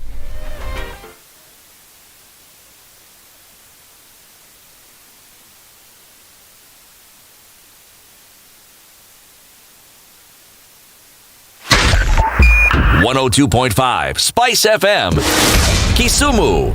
Okay, so a few minutes after 8 o'clock, traffic not too crazy this morning, so this is good. On the Thika Superhighway, whatever was happening right around Garden City Mall, then heading towards the junction after Outer Ring, that's okay. We're also looking at some traffic now on the at the tunnel. Limuru is not doing too bad right now. We're seeing just some traffic coming off Lower Kabete, but apart from that, I think we should be okay. Keeping an eye on things into the CBD, it's heavy, whether they're coming in from Jogoo Road or Ngong Road or Langata Road. So let's see what happens as we go through the morning. We'll talk on SpiceFM KE on X.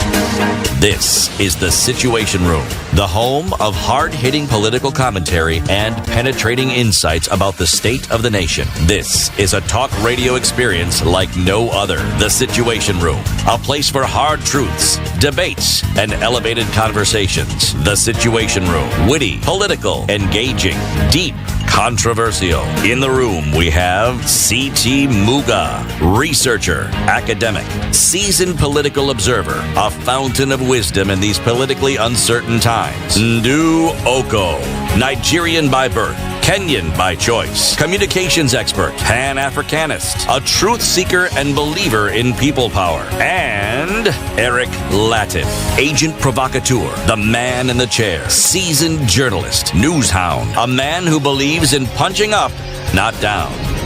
This is The Situation Room. 7 minutes after 8, we're on to the third hour of The Situation Room. It's a lovely Friday morning, the 26th of January 2024. Have you downloaded Maramoja app on your phone? Have you started using it? If you've started using it and you've used the promo code SPICE30 and got the 30% discount, please let us know. Tag us on X at SpiceFMKE.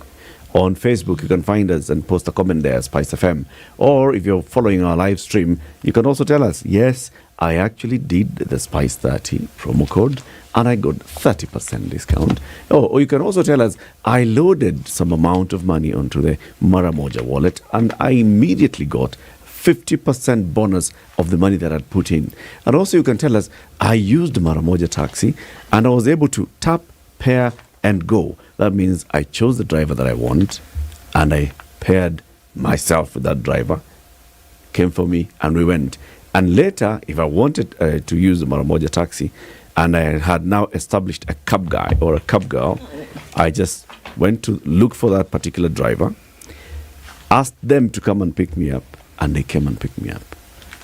The good thing about Maramoja, you can actually establish a relationship with your cab guy and decide, I usually operate from somewhere on Demi Road in Nairobi, and I sometimes head towards the CBD to the governor's office. And often, because I keep going to the governor's office in the CBD from Demi Road, I use the same cab guy and I like him. So I just go and yeah, we are not talking about anybody, but there's a lady who's joined us and she's been very, very vocal on social media recently about things that are happening on Demi Road in Nairobi. Cherotich say, Happy New Year. Happy New Year. How you doing? Twice over. Imagine. Haven't seen you for a while. No. The last time you were here, you were campaigning to be the senator for Elgeyo Marakwet County. Since then, you gave us a blackout. Well, I needed a bit of a sabbatical, and obviously I'm not the senator of Elgeyo Marakwet County, or else you'd be calling me Madam Senator. Yes. But yes, no, I took a bit of a break, but I have not gone anywhere. And my mouth is bigger than ever. So it's eating more. Okay. Okay, karibu sana to our conversation this morning. Thank you so much. You've heard of Keringet, right? Oh? Keringet water. Keringet, yes. You know Keringet the place? Yes. Have you been to Keringet the place? I have, years ago. Keringet is a spring. Yes. Yes, it means spring. Bas. Tell Sasa, me. Tell us. Ati, Keringet means spring. What is so special about Keringet, a spring? Well, the water. It's a natural source. I mean, there are many Keringets around All the over. country. Yes. Yes. And the water? It's fantastic. Am I doing some free advertising here? No, you're not doing free advertising. You're advertising. No, it's great water, actually. I do drink Keringet. I do. Very good. I do. Very good. Now, Keringet, as you've heard, means spring. There's a place that has a spring and they called it Keringet. Okay. And this particular place, they went and established a water company and they bottle it at source. And it comes out with all this naturally filtered. Yeah. Okay? Own your richness. Lulu. Own your richness. Karibu sana. We had prepared a song for you. I don't know whether it's going to play to welcome you because it's been 3 years or 2 or I don't know how many. A year and a half. No, a year. Just over a year. Let me see how they'll play. It is playing there, but it's not playing here. I love that lady. She's fantastic. Yeah. Okay, that thing is not connected. Forget about it. You know the song we're talking about. It's by Marakwet daughter. Marakwet daughter, Malisafi Chito. Very good. Yes. Well said. You'd have been her senator. I would have been. You will. I would have been. You'll still have a chance. Karibu sana to the conversation. We'll talk Thank about you. very many things that you've been talking about lately on social media. But to welcome you to the conversation, City has the day's proverb, courtesy of the Pan-African Bank, Eco Bank. City. Yes, this is our final proverb from the Kingdom of Morocco. Lies have no legs. Lies have no legs. Chero, what's your interpretation of this one? Lies have no legs. Well, I suppose the speed with which lies move. You need a bit more than legs. You need to teleport. You need to be able to move through walls and just be everywhere at the same time. Be omnipresent if you're a lie. So I think it has something to do with the pace at which lies move. Yeah, and legs are a bit limiting. Very well said. There's also the other version of it, maybe another interpretation of it, which could be that a lie once told will not spread because it's immobile. But it Interesting. latches onto a being that has legs. That's when it spreads. That's an interesting one A as lie well. without the aid of somebody with legs stays where it is. So, like a story doesn't spread unless somebody spreads it. Yes. Uh-huh. Or a third interpretation, it really has no foundation. Because, as they say, the truth will out. Now, what about a lie? Will it out? Will it dissipate? And for it to actually be given relevance, it has to be perpetuated. Yeah, actually. And that's where it can't move and its own comes in. Somebody has to keep propagating it for it to have traction. Because left on its own, the underbelly will soon be revealed. I feel like I live and we live in a space. Why I say that it has no legs, it just moves. Is sometimes you don't even need that 1 or 2 or 3 people. It's with social media, this age of the internet, it doesn't need legs in that sense. So that's how I was looking at it and saying, as soon as you put it out there, if you drop a lie right here now, it's going to move. It's going to move. Does not need our legs. But I understand. And I think that's a better way even of looking at it, because you can disempower the lie by not letting it move, and eventually the truth will out. Yeah. This is the beauty of Proverbs, and this is the beauty of interpretations, because all these interpretations are relevant. Yeah. Now, Chero. Yes. Nairobi is a growing city. Okay? Yes. The population of Nairobi as of the last census was 4 million at night, 5 million in the day, or is it the other way around of 4 million and then 3 million? The numbers was it 3 and reduce 4, at was it night. 4 and 5? They do, but was it 3 and 4, or was it 4 and 5? Well, I prefer 4 and 5. 4 and 5 sounds more like it. So yeah. 5 million during the day and 4 million at night. 4 million sleeping in Nairobi, they need to sleep somewhere. And we've been seeing a development of estates. And those that were once quiet, lush estates with lush gardens, half acre. We're still using the half acre, but then we have also now taken them upwards. The acres moved up. Yes. And you're one of the people who is not happy about this whole development. Why? Thanks so much. You know, when I was thinking about what I wanted to share today, based on the conversations that have been running amok on X, for the artist formerly known as Twitter, the artist, is it X, the artist formerly known as? Yes. Known as Twitter.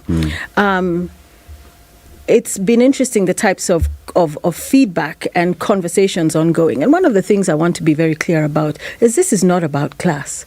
This is not about elitism. You have those people who come and say, oh, you leafy green suburban people are complaining. You don't want people to have houses. You don't want people to, you don't want the city to, you don't want them to live where you live. And it is not about that. What I think we're driving at is urban planning has been sacrificed on the altar of greed and corruption. Because when we talk about growing cities, we are 4 to 5 million, 4 million at night, 5 million during the day. Look at other big cities, as people are always talking about big cities. Go to New York City. Has anybody touched Central Park? Central Park is available to everyone who lives in the city and beyond. It may be a densely populated city with boroughs and so on and so forth, but there has been thought given to urban planning. And the fact that everybody, whether you live in Pipeline, they make it a Pipeline versus Kilimani debate, and it's not. Whether you live in Pipeline or Kilimani, you deserve to have green spaces. You deserve to have sidewalks. You know, and go ahead. For those who are not on X or on social media and haven't caught on, or maybe they are, but they haven't seen this conversation start from the beginning. Okay, so what happened is I live in Kilimani, and by the way, Kilimani is not that little area of Hurlingham and Yaya and all the way. Kilimani comes as far down as railways. Haile Selassie.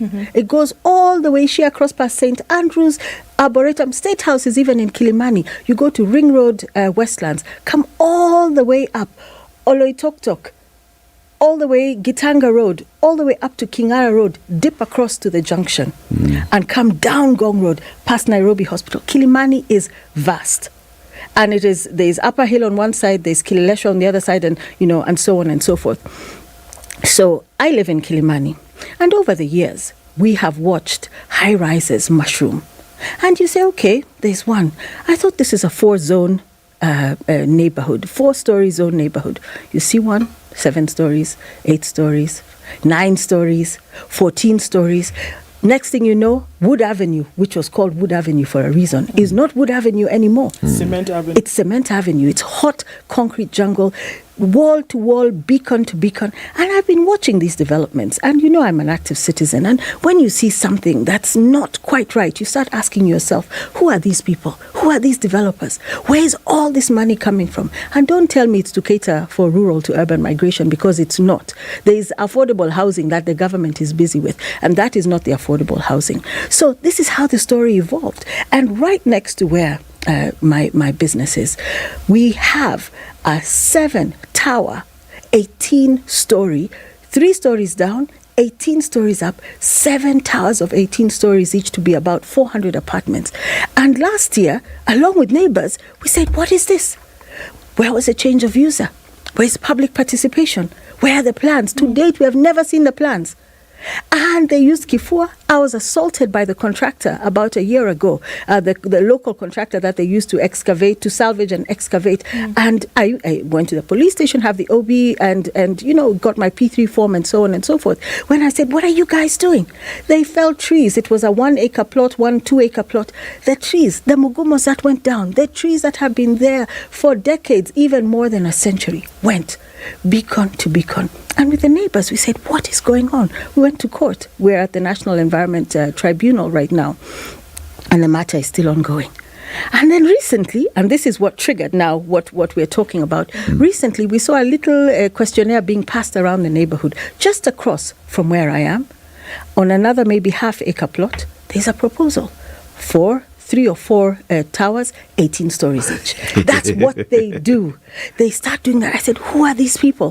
Fast forward. So what was the questionnaire? The questionnaire was saying, what do you think about this? Questionnaires are opinions. That's not public participation. It's a part of collecting your data to show that you have ticked some boxes, but that's not public participation. But these guys at least tried to pass around questionnaires. At least they made you aware yes, there's a plan. And they say that there is a plan. Can we meet? But when did they set the meeting? For next Thursday, the 1st. When everyone is at work. That's what they do. And then no one turns up, and they go and they say, we tried, we've held public participation, we have gotten our feedback, and if they see the questionnaires are not so favorable, sometimes they pad them with other questionnaires from ghost residents of that neighborhood, and they go ahead. So I looked and I said, what is happening? Fast forward a few days later, we see the emergence of the Chinese Property Developers Association. I said, Allah. And we all know it's an open secret that Kilimani Construction is run by Chinese contractors who have now become property developers. And these property developers have created this association where they say, we're going to do good, we're going to return to the community. And you look at Haderu Road, you look at Othaya Road, you look at Mbaazi, you look at Ndemi, you look at Wood Avenue, you look at Lenana, you look everywhere you look. You look at Likoni Lane, which is an active crime scene. As we speak, with some Alina developers. I mean, if we have time, I can take you through what happened and what is happening now, where the community is organized, they do the public participation, they push back, this is a cul-de-sac, you're not going to construct here, they send them away. Somehow, these guys end up getting permissions, all the permits that they require. And finally, after launching the association, I'm going to visit Governor Sakaja in his office the following day, and this is a matter of public record, I'm not making up stories. The following day, all permits were issued. And they are excavating now as we speak, and it's going to be 17 stories, I don't know how many blocks, on a small piece of land, cul-de-sac, neighbors can't drive in and out. They are going to sink a borehole right next to the river. Who does that? Let me ask you a question, Jerome. You know, it's chaos. It's chaos. Looking at how areas are planned, even with whatever, lackadaisical planning there is, that there's an allowance of certain things to be, like you said, the cap is 4 stories. Yes. And you don't dream this up. This is there. Documented. It exists. It's a law. Yeah. It's no more regulation. than 4 stories. Yeah. So somebody in an authority in the city said, this is what it's going to be. For more than that to happen, right? For it to be 5, 6, 7, 8, 9, 10 till 17, somebody is approving it. Exactly. Is approving. Who is approving and why? You see, this comes when you come to the county. It's the city planning department. Yeah, the physical planning department, and it's the development control within that physical planning department that issues the permit. You also need permits from NEMA, saying you have done your environmental impact assessment, you have talked, you have heard from the residents, they have told you this, you have incorporated their suggestions, ideas, and so on and so forth, ticked all those boxes, you have gone back to the drawing board, come back again, called. Public participation is supposed to happen 3 times. 3 times.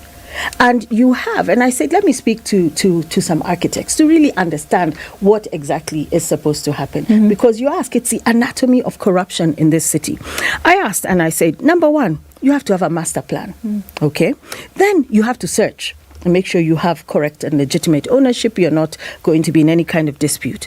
Then you go for change of use. And when you're going for change of use, you first of all establish whether you're going for low impact, middle impact, or high impact. Low impact means maybe I'm building a bungalow. And that's not really realistic anymore. If you have a half-acre piece of land, even I wouldn't build a bungalow. You try to see how to maximize the space and create more dwellings and, and so on and so forth. So you're looking more at middle and high impact, 4 stories. And once you have looked at change of use, not that tiny little notice that they stick on a gate somewhere, it has to be really big and loud. Then you look at the infrastructure. Do we have roads? Do we have sewage? Kilimani is very septic tank based. The sewage lines are not enough. And so if you don't have sewage lines, if you're using septic tanks, you need to ask, you need to push and lobby for all these things to be in place. It's not the converse. What's happening now is people are coming in, they are building beacon to beacon, which is also illegal, because you cannot do more than, according to the law, is it 35%? 35% is how you're supposed to build, and the rest should be green in this 4-zone area. Let's say we even argued 50-50. Right now, what is happening is it's 100% beacon to beacon construction. 400 apartments where 10 people used to live without the necessary infrastructure in place. And when you don't do that, it's a case of good vibes and inshallah, everything will work out. Your lights begin to flicker, overflow of sewage, your water trucking, the denseness of the population, the sun you never see, people are in darkness. And this is a problem. When you look at pipeline, it is a problem. It's a problem throughout the city. This is not a Kilimani problem. It is a problem of rogue contractors and developers who have decided to maximize every square inch and circumvent. So when you have done all of these things, then you start your public participation. You go into public participation, you call the neighbors. When it's medium and high impact, you're supposed to call the neighbors, say, we want to build 10 stories. They'll say, Allah, this is a 4-story zone. Why 10 stories? There has to be that robust debate. Then if you ask them questions, how are you going to deal with parking? How are you going to deal? This is a narrow, small road. If you suddenly have 1,000 additional cars, how is that going to work? You ask all those questions, and the developer, it is incumbent upon the developer to go back to the drawing board. Come back, go back and forth. And finally, when it is all done, and we have said, yes, good, we're happy. Where do you go? To the city, to the physical planning department, and you get your permit from the development control. You also go to NEMA, and NEMA issues you permits. It is the converse now. You just go. You go straight there. It's a fait accompli. You're reverse engineering. You come, you tick a few boxes. Next thing you know, the ground movers are coming, the excavators. The salvagers are told, come, cut everything, take the trees. When I saw Mugumo trees go down, I wept real tears, and I said, what is going on? The place is hot. Go to Kilimani. Go to Wood Avenue. When I was a child, and we would run up and down and play with friends on Wood Avenue, it was shady. It was cool. You don't realize that as you're destroying the trees in Kilimani, you are heating the city up. Let me ask you this question. So you see, there is a problem with procedure. It's not about... The processes that you've mentioned, right? Yes. Has there been any change to those processes at all? Has there been a conversation that says, for example, that yes, this area is zoned this way? Is there any conversation that has gone into dezoning Kilimani, for instance, and saying, so Kilimani was previously this kind of zone, only this kind of population, the size of land is half acre and above, the number of houses in a half acre unit would be X, now let's change it? Is there anything at City Hall that we can find that has started that conversation of dezoning this city? The conversations are ongoing, but here is the rub. If you dezone Kilimani and say it's no longer a 4-zone neighborhood, 4-story zone neighborhood, you can build 10, 18, 20, 30, as high as you want to go. You know what that means? Those who have been part of the gravy train of kickbacks for the provision of permits will no longer eat. Okay, no, let's go step by step. So the conversations have started. Are they formal conversations? I believe I don't sit in those meetings, but from what I've heard from the Kilimani Project Foundation, from other neighborhood activists, that these conversations are ongoing. But they are not concluded, are they? They are not concluded, and they will never be concluded. This is what I'm pushing back to you. Okay. They will not be concluded, because if they are concluded, it means that if Kilimani from today becomes a 10-story zone, what happens to those people who had built more than 10 stories prior to the dezoning of Kilimani? Either you bring those buildings down, or you retrofit, or you say we are going to forgive, we're going to provide amnesty to all of those who had built outside the zone. And we are saying absolutely not. But the other thing, alleged, I always have to use alleged because you know how I end up getting in trouble. Allegedly, every story past the 4th story costs money. And the going rate is somewhere between 3 million and 5 million. Bribe. Yes, in different places. I'm not saying one particular person puts it in their pocket, but that's the going rate, 3 to 5 million. So, back of the envelope mathematics, just for argument's sake, if next to me you have 7 towers of 18 stories each, let's not count the 3 below, let's count above ground. So from floor 5 to 18, inclusive, times 7 times 5 million. That is, before they have even blinked, that's the kind of money that disappears. And what do they call it? The cost of doing business. And actually, the purpose of being here today is to call out this Chinese Property Developers Association. Because there are a bunch of contractors, even the guys who want to build right next to me, are the same Alina Developments. All you have to do is read some of their letterheads and see these guys are one and the same. There's Okoh Developments all around Kilimani. They're all these same types who have now come and laundered themselves, sanitized themselves, arrived to tell the governor, we love you, we love Nairobians. These are the people who work late into the night. They are allegedly very low wage payers for the hustlers who go and do mjengo work there. They bring in their own materials. The engineers, the foremen, where do they come from? They are not even Kenyan. So even as you're talking about, they are generating jobs for Kenyans. So sorry. Are there Kenyans who have developed more than 4 stories in Absolutely. Kilimani? Okay. Absolutely. All of them have a permit of sort. Yes. They have a document, a genuine document, not a forged document. Yes. From City Hall, from NEMA, yes, and from other regulators. They're all genuine. There is the National Construction Authority. Yes. That is aware of this. Yes. Okay? So they have not broken the law per se. They have. They have the requisite documents. They have. Because if I applied to NEMA but for a particular zone, is that not what we're saying? Yes, they have broken the law. So essentially, this area has already come under a particular zone, and now it is being changed. Yes. Under what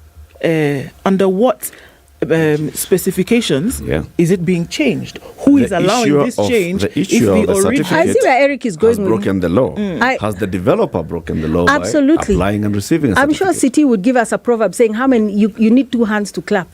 So at the end of the day, for the city, county, NEMA, all the issuing authorities to break the law, there was somebody else there clapping with them. And that is the point we're making. They have seen a loophole and they're exploiting it. They know that we are susceptible to inducements. They know we're susceptible to bribes. They have seen it happen. They work it into their budgets. This is the opportunity cost, the cost of doing business in Kenya. And at the end of the day, Nairobians be damned. It doesn't matter that we have cut every last tree in Kilimani. And you ask, why am I specifically focusing on the Chinese? The Chinese have decimated Kilimani. And people say, oh, are you being a little bit xenophobic? Let me go to Beijing and cut 1 tree there. I will be executed that same day. I will never leave. Yeah. Let me go to Beijing and Not set up a because you're Kenya. a Kenyan, but because the government officer who's supposed to do the job is doing the job. Yes, but I am not absolving them because they are there and they see the loopholes and they go for them. They give you donations. I've heard that even Sonko is an amateur compared to how they record conversations. You go, you sit with them, you will be recorded. You take one pen, they will document it. Take 5 million. Oh, you shall forever hold your peace. They should record. They should we record. need to know who is this. Let's take a break. Sorry. It's 28 minutes to 9. Cherotich Say is an active citizen. She's here today. She's raising concern about what's happening in development in Nairobi as a whole, with specific examples of what she has seen where she is. Kilimani. Very many apartments coming up. This area is supposed to be a 4-story zone, according to what's documented in regulations. But of course, we know. We have seen 17, 12, 13, 14, 16 stories. Times many. 9. So what's happening? Those are the questions we are asking. Please, during COVID, she was very, very active in supporting the community. And I know you developed very many contacts then. And there are many people who are sending their children to school, and they may not have school fees. Tell her what Kiwi is doing. Kiwi stepping up and shining. And look at that. So if you walk into a supermarket today, Chero, and you pick up a tin of Kiwi, just one tin. This one with the logo, though, the new one. You can dial a code *459 *5#. And when you pop the lid, there's another code that you'll input. So folks are getting airtime and data instantly, but then also getting a chance to enter into a draw. This draw then, of course, Rumble picks 4 people every week. 35,000 shillings, and it goes directly to school fees. You know how it was? Craziness. People don't have money to go to school, what. Buy your Kiwi as you're getting ready for school and then get school fees because you did. I will. I love it. I mean, Kiwi, I have PTSD from polishing shoes as a child, and they have never changed they have never changed it. But that's great. That's a fantastic initiative. And, we all have to help each other. We all have to be humanitarian and humane in how we support one another as community. And that's why, as an active citizen, I will not allow anyone to paint me into that elite corner because we stand for all Kenyans. And what Kiwi is doing is fantastic. And I'm rushing to go, even if I don't have black shoes to polish at the moment, I will go and buy the Kiwi and do that. Thank you for sharing that with us. This is the Situation Room, the only way to start your day. Step up and shine. It's that time of the year to win big with Kiwi. Stand a chance to win school fees worth 35,000 Kenya shillings weekly and instant airtime or data. Here is what you simply need to do. Visit your nearest store, buy any participating Kiwi tin with a fabulous new design nationwide. Dial *459 *5#, enter the unique code you'll find under the lid, and you could be the next winner. Kiwi, your trusted partner to protect, shine, and waterproof your shoes. Terms and conditions apply. When you are born from African soil, you are born rich in who you are, with a natural richness from Mother Nature herself. Just like our still mineral water, which is naturally filtered through Kenyan lands and made rich by a perfect blend of nature's minerals, giving you premium still mineral water made by the same African soil that made you. Keringet, own your richness. Keringet, a product of the Coca-Cola. Nairobi this morning, we'll see highs of 25. 27 will be the high in a sunny Nakuru, and 27 will be the high in a sunny Nyeri as well. It's 15 and sunny in Eldoret, going to highs of 25. The sun is up at 28 in Mombasa and at 28 in a mostly cloudy Malindi. 22 and sunny in Kisumu, and sunny conditions at 20 in Kakamega. Looking out into Kampala at 21 after the rain clouds, and partly sunny at 26 in Dar es Salaam. It's 19 and sunny in Johannesburg, and in Mogadishu 29 and sunny, 15 sunny conditions in Addis Ababa, while it's a cloudy morning in Lagos at 24, and rain showers continue at 24 in Kinshasa.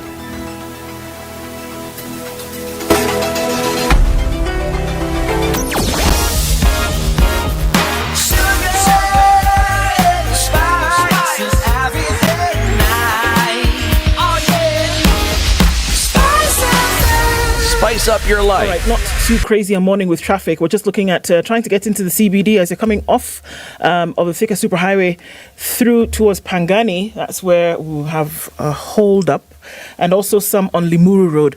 But it seems like, either folks make their way out of the city Friday morning or, folks stay home. I don't know.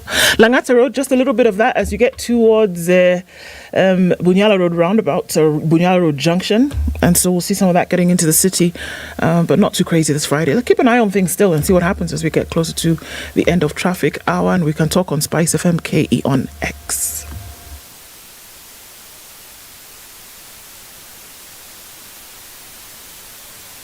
Mature, intelligent talk every morning. Spice up yourself.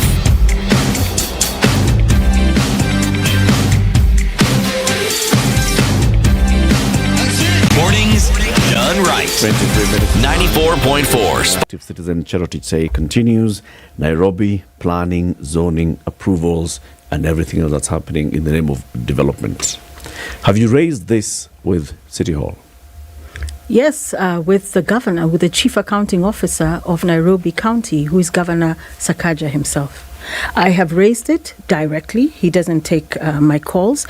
I have taken it to X, and there's been a lot of debate on X this week. He has not interacted at all with any of those messages and debates. He is absent. He is conspicuous by his silence. However, you will happily see him going to launch the Chinese Property Developers Association and tell them how wonderful it is. Welcome to the city. We shall facilitate you. But his voters, the people who he swore to serve, he's not engaging with them. Where is he? Governor Sakaja, uko wapi? They didn't reach out to him through X. They reached out to him through his office. Have you sent communication to the governor's office? Yes. Or there's a department in charge of planning. There's a department in charge of public participation and citizen engagement. It has a CECM. It has a CO. Have you reached out to those offices? As a member of the formally, Kilimani Project Foundation, we do that. The Kilimani Project Foundation is a fantastic network of actors who have said, and like I told you, Kilimani is big, so it's not a tiny little neighborhood, who have done all of this, reached out. Governor Sakaja left all Kilimani Project Foundation WhatsApp groups quietly in the dead of the night on 27th of December. Why? Shortly after that, the Chinese are in his office. Thereafter, he is launching the property developers, Chinese Property Developers Association. Immediately after, permissions are issued to this company, Alina, on Likoni Lane. And the MD of Alina is the vice chair of the Chinese Property Developers Association. If this is not a cartel, what is? And Dr. Willie Mutunga, retired Chief Justice, he engaged with the tweet, with the X that I had put out. And he said, you know what? Great work, Chero. He said, China tells the world that it is different from the West. Like the West, China does not respect our constitution. Until we realize how enslaved our corrupt political leadership and the leadership of our institutions are, we will lose our country. He said, I once described our economy as a bandit one, ruled by national and international cartels. We are ruled by forces whose names don't appear on ballot papers when we vote. Those who entertain the idea that China will liberate the global south from the West should think again. And what he was basically saying is, don't be fooled, don't be bamboozled by these benign, magnanimous gifts that we are given, and we see these constructions coming up and they say China, Kenya, Friendship Association, etc., etc. I'm not a xenophobe. I'm a citizen of the world. I'm well-traveled. I'm exposed. But I can tell, and Chief Justice as well, retired, can tell that they don't mean well. This is a place to park your money. And Nairobians be damned. No matter what happens, you've put up your 18 stories, you have ruined that neighborhood forever, you have not improved the quality of life, you have not catered for rural to urban migration or affordable housing, as you're saying, because who is going to buy an apartment for 15M or 22M? That's not about rural to urban migration. This is not about allowing people from Kibra to move into Kilimani, because the price, it's off. You saw the debates recently on the housing levy, and that they were saying, Allah, you want me now to start paying 21,000 when I was paying 1,000 before? So when they give these stories, why is our leadership bamboozled into believing that they actually mean well, unless they haven't already drank that Kool-Aid? Okay. And this is what I keep saying, Sakaja, where are you, Governor? We are holding you to account. And then people tell me on Twitter, what do you guys want? So you move to the suburbs. I'm like, when the suburbs hit Lake Magadi and Namanga, will you tell us move to Tanzania?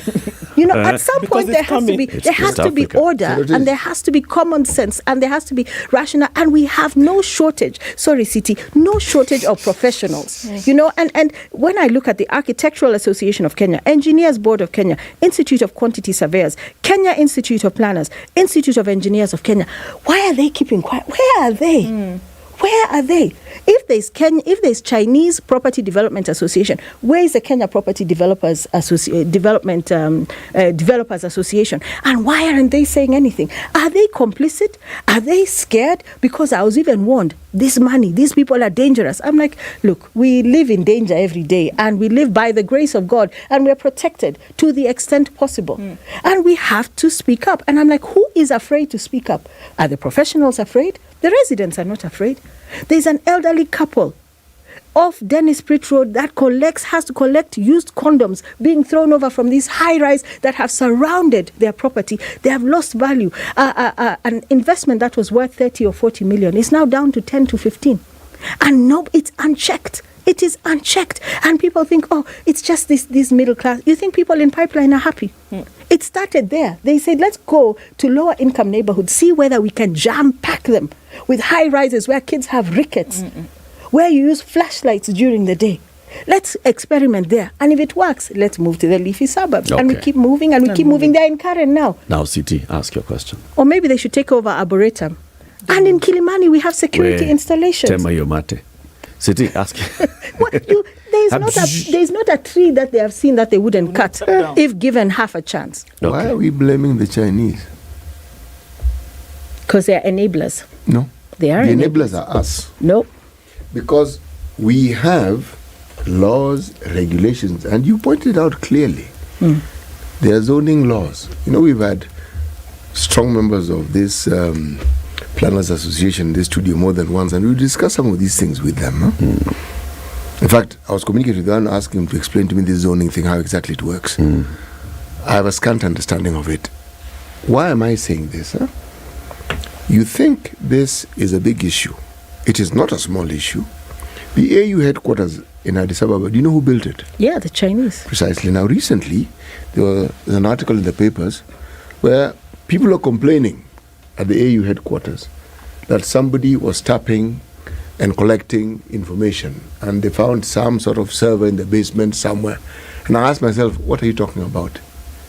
You let the Chinese build it. They built it for you from the ground up. Why are you making noise now? So you are naive enough to think that they were just building this thing for your welfare. AU, the headquarters of the African Union. You allow someone to build it for you, then you want to complain later. President Kibaki brought the East here, started off with this road. The Chinese are diligent builders. They're excellent at what they do. Their technology is very advanced. And you're right in saying, what is happening here they wouldn't do in their own country. You'll get shot. There's a law, you break it. Man, you're done for. Yeah. Okay? But who are the custodians of our laws? It's our people. Yeah. So if they're able to break the law, who is allowing them to break the law? So somebody's allowing them to do this, Judge. Yes. And that's they my can't point. Operate here without that permission having been granted. That's my point. And that's why I agree with what you're saying. For example, raising concerns about the group of developers in Kilimani. That group of developers is not in South Sea. Have you seen South Sea? Yeah, we're coming to those. That group of developers is not in Parklands. Have you seen Parklands? We're coming to Parklands. That group of developers is not in Pipeline. All right? Have you seen Pipeline? I have. All those things that you raised, okay, do we have sufficient infrastructure to support this development of this density? Do we have sufficient planning? Do we have any? It's not happened. It's not happening. And it's not because the Chinese are bribing. It's because there are people who are issuing permits, whether they've been bribed by a Chinese, by a Kenyan, by a Kikuyu, by a Luo, by a Kalenjin, by a Somali. There's somebody who is not doing what they're supposed to be doing. Yes. In Why that should our sense, attention be? 100% agree with you. And that's why I used the clapping hands. This hand is clapping. They're enablers of each other. There's a reason why the Chinese need to invest their money here. There are people who are not upholding the law, and we have voted them into positions of power and decision making. And this is why we're speaking up. We're like, if the law is clear, Nairobi County, why are you letting this happen? And where does it start? And this unraveling of the thread, because I am 100% for accountability. If you find out who it is in development control that finally issued that permit, who is it in NEMA that signs off? Those are the people we should be going after. At the same time, I'm calling out the Chinese Property Developers Association and saying, chungeni, munaingia hapa, you come, you cut trees, you scoff at us, you work into the night, and you say even we have permission to work in the night. There is no such thing as license to work at night unless you're in road construction or you're doing what they call fit outs in offices, which is actually what they encourage, because that's in the CBD in office buildings. So road construction or fit outs. Otherwise, this license to work at night, where did it come from? Because even if you're going to develop, even if we say, let Kilimani become an 18-story zone, you know the way Upper Hill slowly converted, even if we agree that that's the way we're going to go, even if we had the necessary infrastructure in place, sewage, roads, etc., you still have to follow the law in terms of start and stop times. These guys, my neighbors, start at 6:30.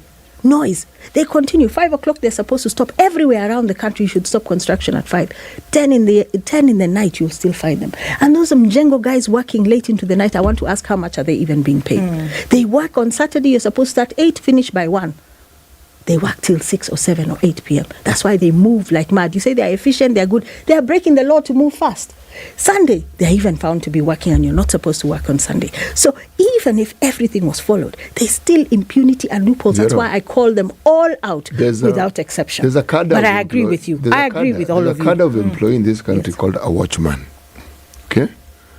We even have an authority now that is supposed to oversee how the affairs are managed. A bold step was taken, and there was a salary rise. Where I live, they're watchmen. They're still paid 7,500, and they're not paid at the end of the month. They're paid on the 15th of the following month. An authority. These are Kenyans. These companies are Kenyan. When you look at those watchmen, they are not slim because they have a dietary plan. Okay, they do. It's more like an absence of a forced dietary plan. Yes, or they are constantly going to the gym and doing wonderful things. 7,500 in Nairobi. What exactly are you supposed to do with that amount of money? You can't live. Now, my point. You asked the question and I'm answering it. It's like an enabling environment for any manner of vice that somebody can conjure up has been created, and it keeps being accelerated in this country. So everyone just looks at their little pocket and their own little area of enterprise, and they just enact something that has been nationalized. It's a national pastime. So when you find people, whether it's at City Hall, people who are in charge of buildings, whether it is NEMA, we've had gory stories of children being mutilated and dying and having disease that cannot be cured simply because there's a factory next to them that is spewing the sort of poisons, and that has been authorized by NEMA. So, where do we turn? Because you look everywhere, either the planners have given authority, either the National Construction Authority has looked every which way except where that building is. You're talking about the Architects Association. Somehow they seem to have taken a vow of silence, and all the other professionals that you're speaking about. A vow of silence. You're right. Yeah, but these associations, they have people, they are prominent. What are they doing? Anything that we see happening isn't in isolation. And you're right about the analogy of the clapping hands. The problem cannot be the Chinese. If the Chinese came here and there was a rule of law and they knew they would have to abide with it, they would have found a way of abiding by it. Or gone somewhere else where they don't have to Yes.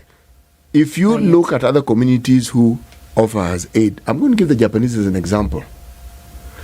It will not happen. Their culture is completely different. They will not give a bribe, they will not take a bribe.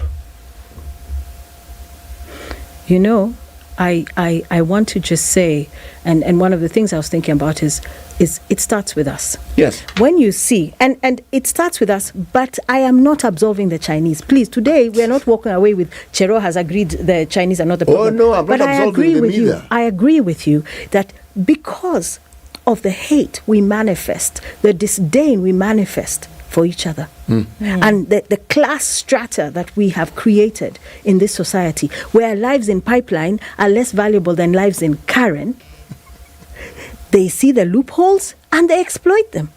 If they saw us treat one another with respect, with dignity, with love, with care, if they did not find a nation of self-haters, they would not do what they're doing. Or what if they also found a situation whereby this same thing that's happening, because there's nowhere around the city that you will find today where this thing that you speak of is not happening. It's happening in South C, it's happening in South B, it's happening in Pipeline, it's happening in Syokimau, it's happening in Westlands Park, Raptor Road, it's happening Riverside Drive. So now imagine everywhere. if everybody, you talk about self-hate, look at the other side of it. Imagine if everybody felt that their voice combined with others mattered and that something could actually be done. But to the point whereby folks are feeling really quite repressed, that they cannot open their mouth and say, look, you know what, this cannot be.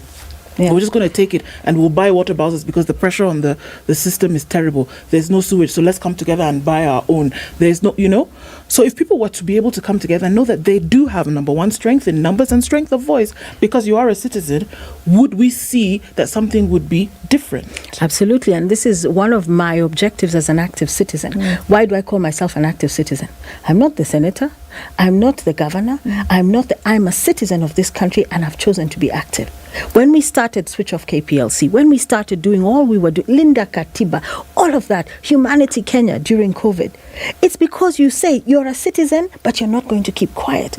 And my hope is that I can inspire, along with many other active citizens, enough citizens to understand that their voices count, their voices matter. I started this tweet saying, Governor Sakaja, did you drink the Kool-Aid? By today, what type of legs has it gathered this week? Just on social media.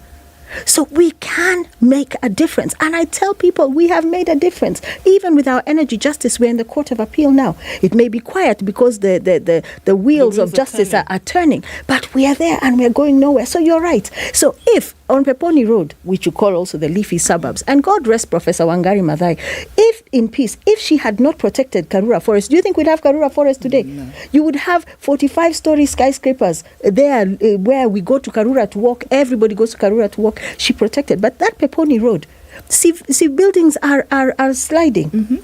When with the heavy rains, because you're building so close to the edge and so beacon to beacon and back to back. This city, Nairobi, cannot take this pressure. Nairobi cannot take this pressure. But we need enough people, whether you live on Peponi Road, Raptor Road, whether you're in Pipeline, Ndemi Road, Likoni Lane, Mbaazi, Odhaya, Nyeri Road, Haveru. We need to rise up and say enough. That's why here I'm throwing down the gauntlet. I'm like, Governor Sakaja, speak to us and tell us how it is. Because if you want to blame previous regimes, fair enough, because we know it didn't start with him. But he's the chief accounting officer of Nairobi right now.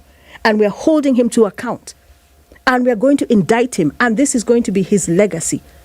And he's part of, and I'm also told on X, so you voted for this government. Of course I did. And when I was here with you, SpiceFM, I said, all the more reason to hold this government to account. I voted for you, you're going to do the right thing, or I will call you out, because I want you to succeed. If you have said that these are the things you're going to do for the people of Kenya, I'm going to be here reminding you every day. I'm not afraid, and no one can shut me up because of how I voted. It's my democratic right. But this business of trying to silence people, saying you can't speak, or you voted, Sakaja, we are in the same political party, and I'm still calling you out. Okay.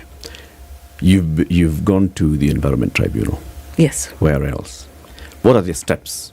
So you started there, you've gone on to social media. What are the steps? And if anybody would like to join you in this march, where can they find you? Our particular case, the one against Zhejiang on Ndemi Road, we are the National Environment Tribunal. We have our mention and preparation for hearing on the 31st. So that process is ongoing. It's been very slow, I must say, because now Zhejiang is at floor number 10. And what happens is it moves so slowly. By the time they hit the 18th story, they say, now what do you want us to do? You want us to pull the building down? There's a lot of money. And the liability will come back to where? To the county and NEMA. Even if we win our case, the contractor, the developer will say we were given legitimate permission. So if you're going to hold anyone liable, go back to the county. So there is that. But I would tell people, neighborhood associations are very powerful. Likoni Lane, on Haderu, on Baazi, they are very powerful. On Demi Road, Kilimani Project Foundation, wherever you are, be part of your neighborhood association. It's not just about tackling road construction. It's about a whole bunch of things. And we have not even talked about these road constructions that then give rise to the Airbnb culture and the decay of the social fabric that we are currently seeing, including the very real and present danger of femicide or children overdosing. Because you have all these buildings, they're not being bought, no one is renting them, so they become Airbnbs. Anyway, that's another story for another day. But be active in your little neighborhood and speak up. And maybe we'll go the class action route. Maybe it's time to hold all these rogue developers, be they Chinese, Somali, wherever you are, Kikuyu, Kalenjin, whoever, we're going to call you out. We're going to call you out and hold you to account for the destruction of this city. And that's where we should go. But we want to inspire enough anger. Not just anger. It's more like concern or righteous rage. Righteous rage. Not anger, because anger is counterproductive and reactionary. Righteous rage to say, we are going to make a difference and we're going to protect our city. Where are the libraries? Where are the green spaces? Even if you go to London, where you have council and subsidized housing, you will still find a little to park there where the kids can play. You'll still find sidewalks where you can walk with your kids safely from point A to point B. What happened to that? When we violate and I agree. We're ending at the beginning. It starts with us. But I will not allow those who come and circumvent and manipulate. Because at the end of the day, that Chinese developer is affecting me who never gave them permission in the first instance. So I have to speak up because my issue is that when I take them to court, I'm taking them to court. But the other case, Nyuma ya tent, is what is happening. How did our city rot to this extent? And we're going to hold everybody accountable. And some buildings must come down. Heads must roll. People must go to jail. They must be prosecuted and they must go to jail. Order, sanity must be restored. Sanity that was the must be campaign restored slogan in the city. for Johnson Sakaja. Order. And he's saying lazima iwak. Lazima iwak. Lazima afuate let's bring back order to the city. There's a lawyer called Alfred Ndambiri. He's been here before. He is also one of those who's campaigning against this mushrooming developments in parklands. Maybe all these people, including yourself, should all come together. We should. Yes. Thank you for joining us. Thank you. Thank you. It's lovely to see you all again. Kumbe nilikuwa nimewamiss. Imagine. Imagine. Regular. Cherotich Sei is an active citizen. She's been our guest this hour. Thank you very much. Keep it here for more conversations coming up in the next hour at 9 a.m.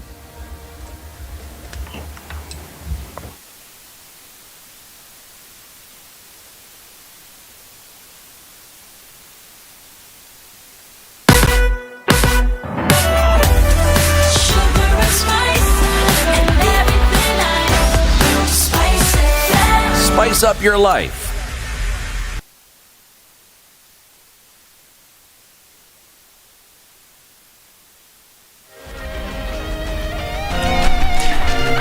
Good morning, this is Newswire. Dennis Aseto. The High Court is this morning set to deliver judgment in the case where Joshua Irungu, also known as Joey, and former TV news anchor Jackie Maribe are charged with the murder of businesswoman Monica Kimani. The verdict was said to be issued on December 15, 2023, but Justice Grace Nzioka said she was yet to complete scrutinizing part of the exhibits that were submitted to her Monday.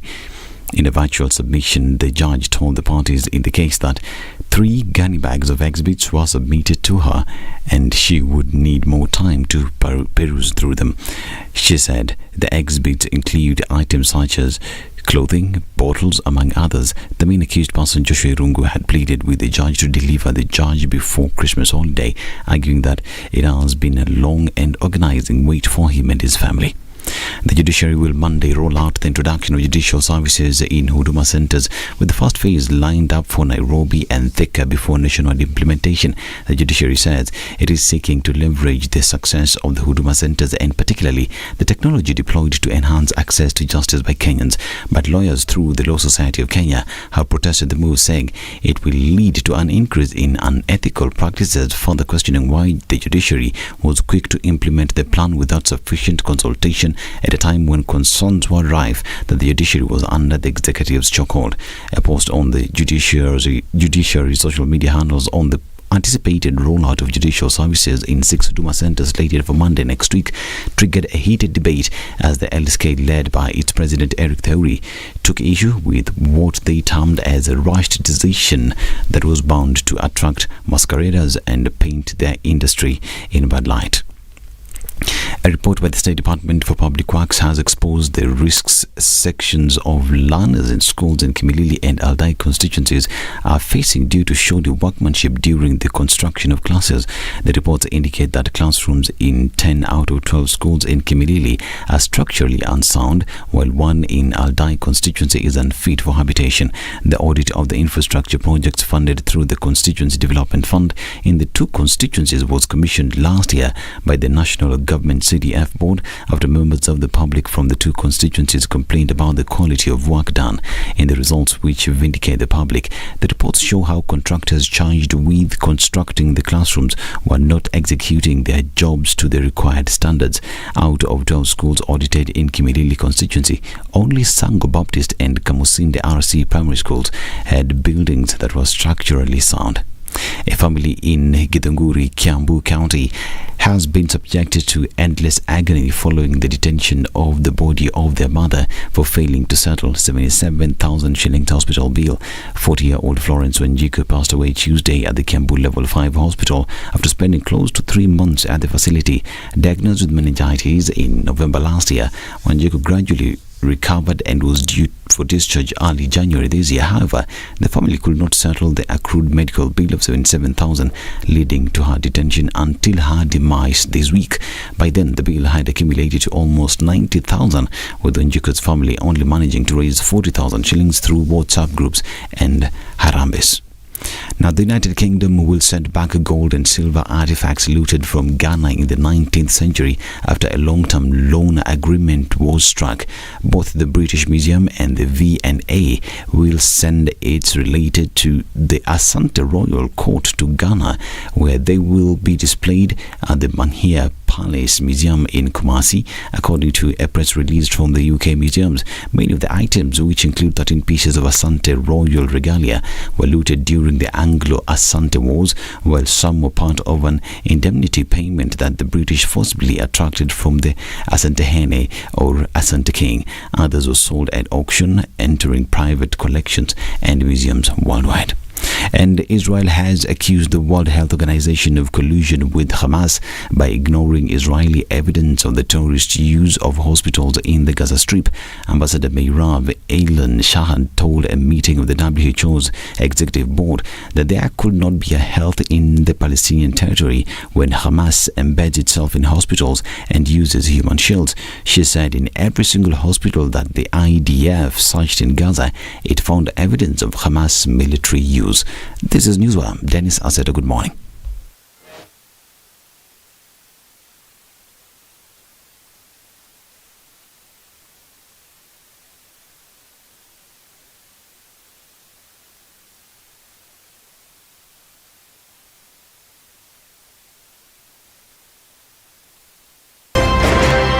Thank you very much, Eric, and it's good to be at the Situation Room.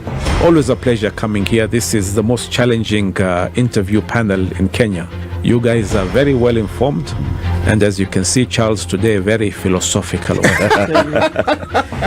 To be poor in this country is the greatest sin you can commit, not just from a legal perspective, but from life generally. Yeah. It is very, very skewed.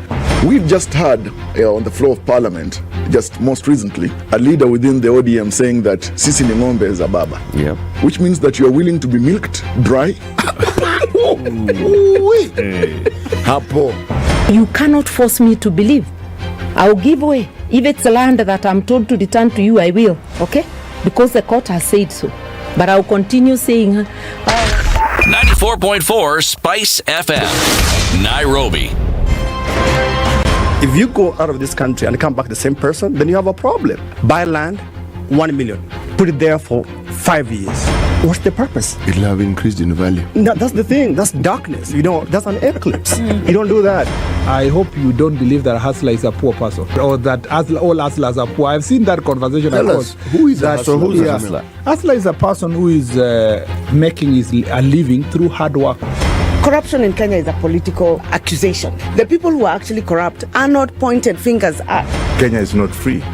Kenya imeshikwa na mateka. It's under siege. Have you seen that lodge on Nyeri Road? Very high fence. You can't even Windows sleep inside. up near the ceiling. Yes. And if you walk there at midnight, you see bats the size of cows. And when it rains, it doesn't rain on that building. Yes. When you're at All Saints and it's raining, it doesn't rain on that building. The things people will believe. The Situation Room, Kenya's biggest conversation.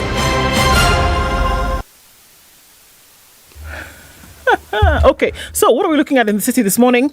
Still pretty heavy as you're coming off Langata Road, going towards Aerodrome and then touching on Uhuru Highway. It's also, this is Raila Odinga Way, getting towards the city mortuary roundabout on Gong Road. Pretty busy there as well. A little bit of it left coming off the Thika Superhighway, but most of it is happening in the city this morning. But it's moving, so we're not going to have too much of an issue. Let's talk in about half hour, see what happens then. SpiceFM KE on X.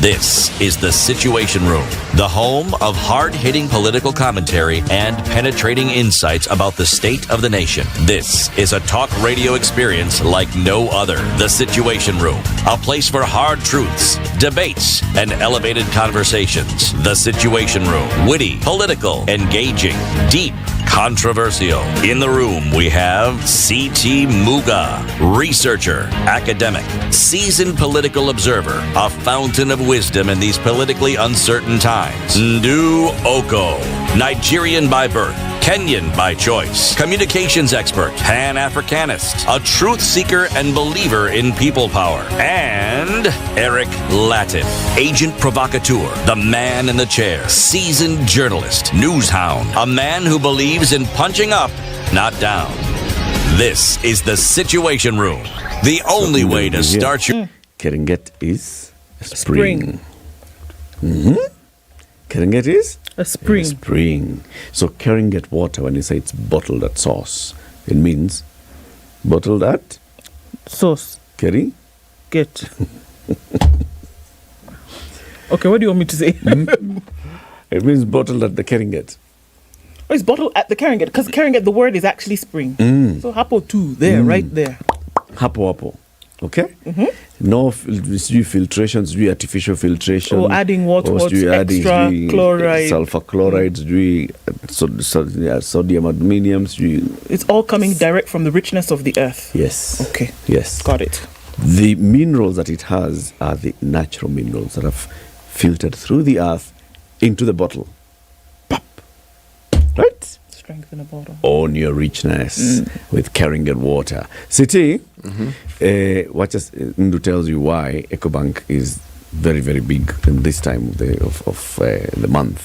It's because they are sponsoring what? The Africa Cup of Nations, which enters into the round of 16 tomorrow. And EcoBank is coming and putting its support well behind that and saying, as nations come together in this fantastic sporting event, EcoBank, as a financial institution, is bringing the continent together as well. Seamless banking transactions. You can be going to bed in one city and waking up in another, and the banking business has been done because of that. So connecting people, a better you, a better Africa, while supporting one of the greatest sporting events in Africa's history. So you can imagine that. Better you, better bank, better Africa. Very good. So, City, now that you've heard from the Pan-Africanist about the Pan-African Bank, would do like that? And give us a Pan-African proverb from the kingdom of Morocco.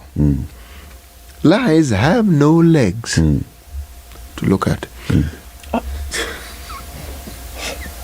Sour.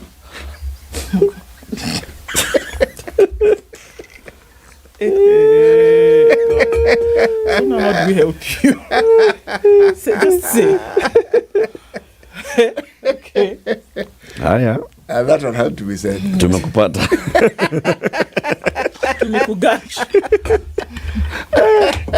Wow. It's been asking to be said. It's just been waiting. It had to come out. You just had to get it out of your system. Kaende. You read a headline in the paper this morning, Ndu. Governor's MCAs splashed an extra 13 billion shillings on luxuries. Shall I tell you? Yes. All right. It's on page 7 of The Nation. It is on page 7, and on the front page, where that headline is splashed, is a picture of the Controller of Budget, Dr. Margaret Nyakango, sorry. Now, let me tell you the story, just so that you have an idea of what we're talking about. And these are newly elected governors from what she's telling us in this report. It's an audit report. It's revealed how newly elected governors, not just them, also members of the county assembly, blew billions of shillings in a non-priority expenditure after the August 22 general election. Non-priority meaning, we're not going to die if we don't do it. The report by Controller of Budget, Margaret Nyakango, cites expenditure on landscaping, maua, vitu kama hizo, beautification of buildings, sitting allowances, and unnecessary and extensive domestic and foreign travel as among those that gobbled up huge amounts of cash in the first quarter of the 2022-2023 financial year. The report shows that county governments cumulatively spend 67.47 billion shillings between July and September 2023, a marked increase from 54 billion. That's about 13 billion difference in the similar period of the previous year. July and September. Yeah. July, August, September. You're good. 3 months, yeah. 67 billion shillings on what? See, nakwambia. Sitting allowance, landscaping, beautification, unnecessary and extensive domestic and foreign travel. Okay. Tuendelee. Get it? Tuendelee. Now, according to her, the total expenditure by county governments in the first quarter of 2023-2024 was 67.47 billion, representing an absorption rate of about 12.6% of the total annual county government's budget of 534.64 billion, 3 billion, sorry. She says during the same period, county assemblies spent a total of 312.98 million on MCA's sitting allowances, a 249.2% increase compared to 89.63 million incurred in a similar period just a year earlier. Or more. The report, however, notes recurrent expenditure during the period, which amounted to 60.52 billion, was an improvement from the 52.6 billion recorded in a similar period of 2022-2023. Interesting paragraph there. The second last paragraph on that first column. Instead of the newly elected governors prioritizing things as improvement, such as improvement of health facilities, upgrade of roads and hospitals, especially in rural areas, the county bosses' expenditure focused on other non-priority activities. Is that the statement you are referring to? The next one. But the most shocking revelation, of extravagance on foreign and domestic travel by members of county assemblies and extravagance on foreign and domestic travel. MCAs in that period cumulatively spent 3 billion shillings on travel allowances. That means between the 3 months of June and September, MCAs were either on the road or in the skies. Nyakango has now raised the red flag, seeking a stop to what she termed as unnecessary foreign and local travel. For instance, the report has put on the spot Nairobi County MCAs who spend the highest amount in local travel. MCAs in Nairobi spent 94 million shillings in just 3 months, translating to 31 million every month on local travel alone. How many MCAs are there? In Nairobi, it has the highest number of MCAs, about, including nominated, over 100. The COB has also fingered Migori MCAs who in the 3 months flushed 81. Where, Nyamazeni? Can I read that paragraph in peace? Right. The controller of budget has also fingered Migori MCAs. In the 3 months, they flushed 81 million shillings on local travel, 2.7 million in Tanzania, Uganda, and Norway. MCAs from Migori went to Norway. MCAs in the coastal county of Mombasa have not been left behind. They pocketed 17 million shillings for their stay in high-end destinations such as Singapore, Turkey, Dubai, Switzerland. Others flagged by the COB are Narok, Marsabit, and Nyamira. Narok MCAs spent 45 million shillings for local travel within 3 months. The MCAs, however, did not travel abroad. It was just all up in Nairobi, up in Naivasha. Kidogo. In Nyamira, County MCAs spent a total of 32 million on travel. Nakuru, 40 million locally in Arusha, Kampala, and Indiana, USA. Shida iko wapi? Me, the word that keeps coming out here that I think is very interesting is non-priority spending. Yeah. As in, you know, if you don't eat if you don't drink water for 3 days, you die. That's what they say. After 72 hours and you've not had a drop of water, your body will start to shut down. You'll go into organ failure. Things will happen. Maybe a bit longer without food. Like if you drink water and you've not had food, you can go a little bit longer, right?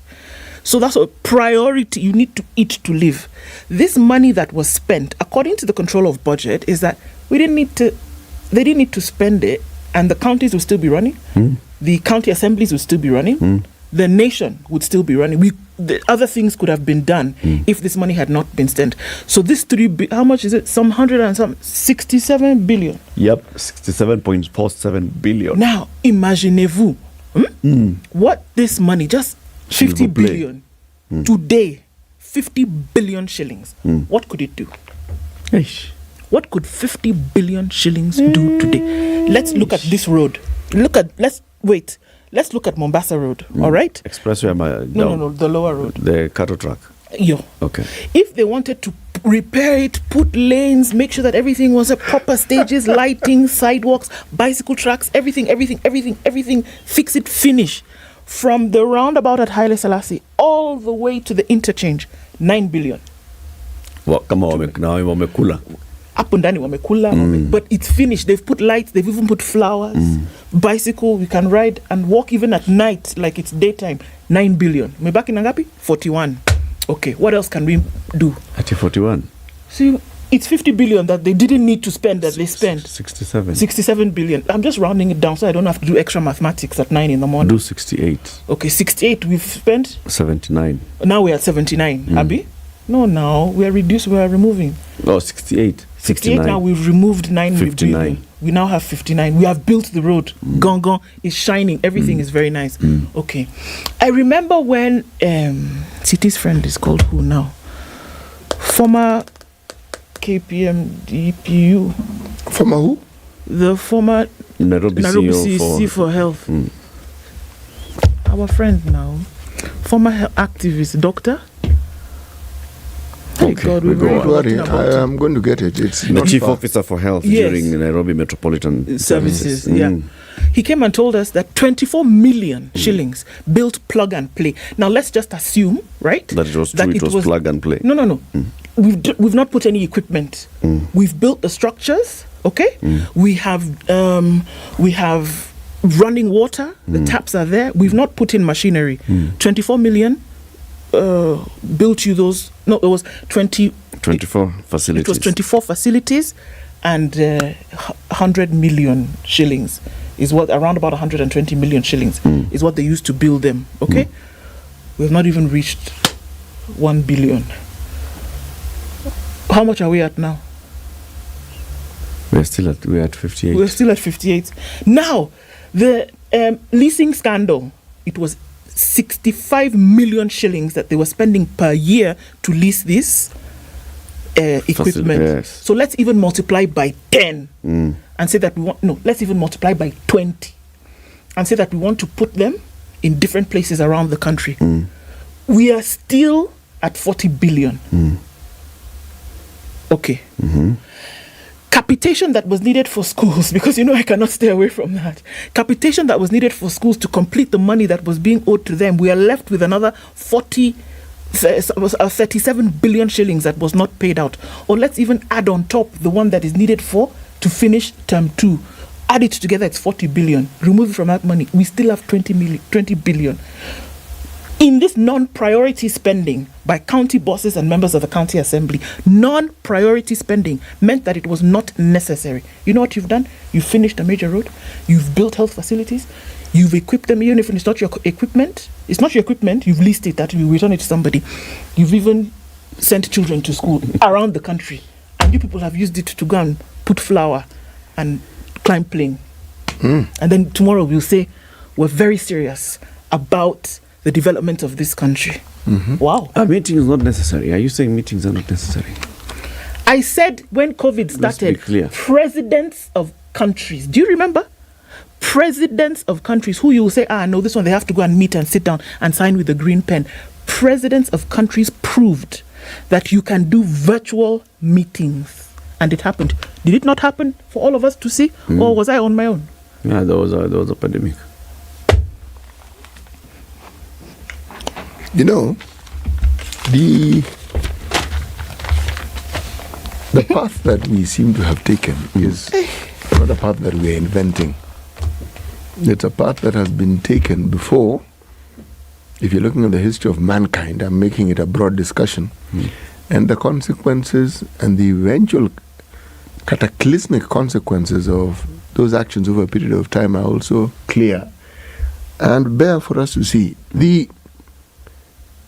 Any time there is what we call leakage or wastage, and we've had this discussion before, what we're talking about is that focus on the problems that the country has, whether it's in the education sector and health, and I'm choosing these two deliberately. I'm going to throw in security. And what you will realize is that the very monies that we keep talking about as having been wasted or misused or mismanaged is monies that could have made lives in these sectors plausible, possible, infinitely better. But it didn't. Now, we've said it so often, it probably has no impact. That, it equals drugs that could have helped people. It equals classrooms. Capitation. Bursaries. Yes. That message will never get home until we do something that Eric said, not last year, said it last year, said the year before, then he said, if communities decide to embrace and celebrate the thieves in their midst, then they have every right to enjoy the misery that comes their way as a result of this. If you know you will be shunned because your activities are recognized and known, somebody who has no known occupation, suddenly driving a car that costs more than a house, is doing all manner of things, and the family, no one asks so and so, what really are you doing? What really are you doing? Yeah.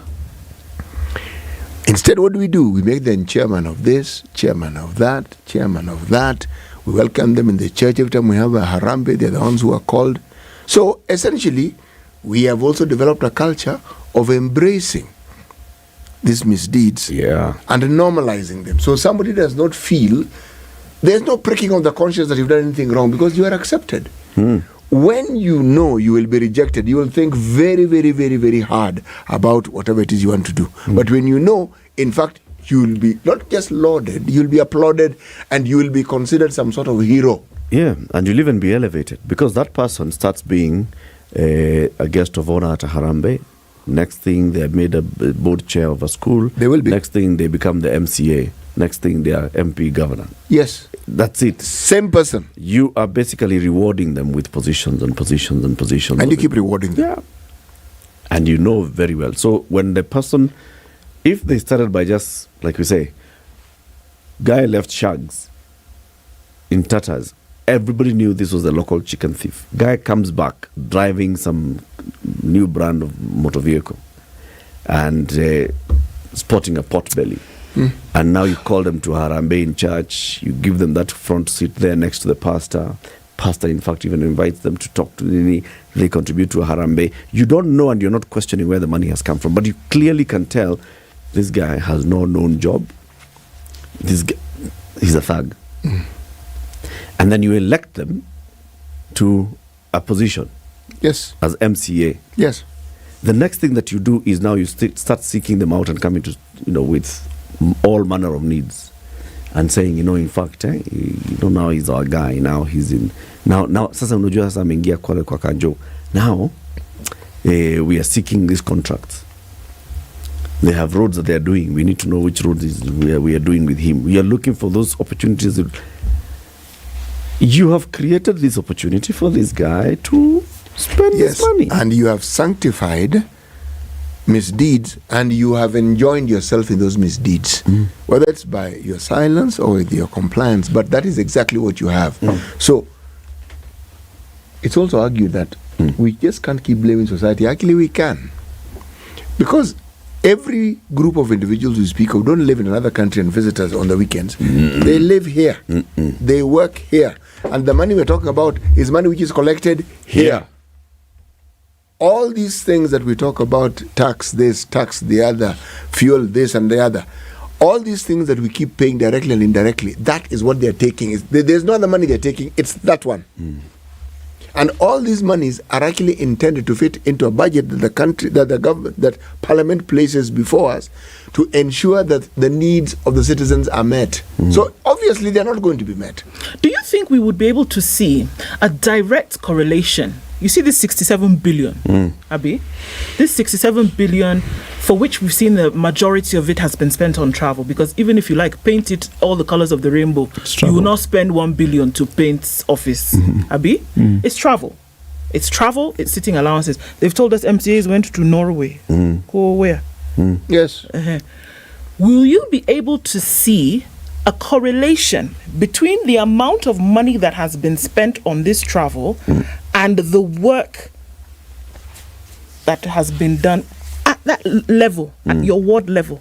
To say that I went to benchmark so that I can come and bring...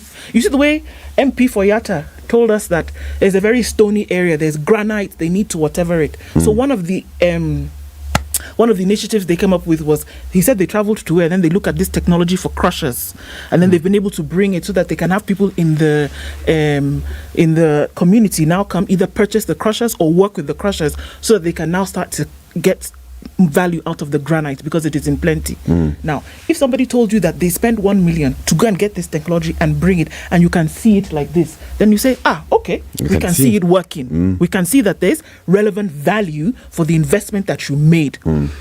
But if you went to Norway and then you come and tell us that it is actually winter, it's 20 minus 0, and no, wakombele sana.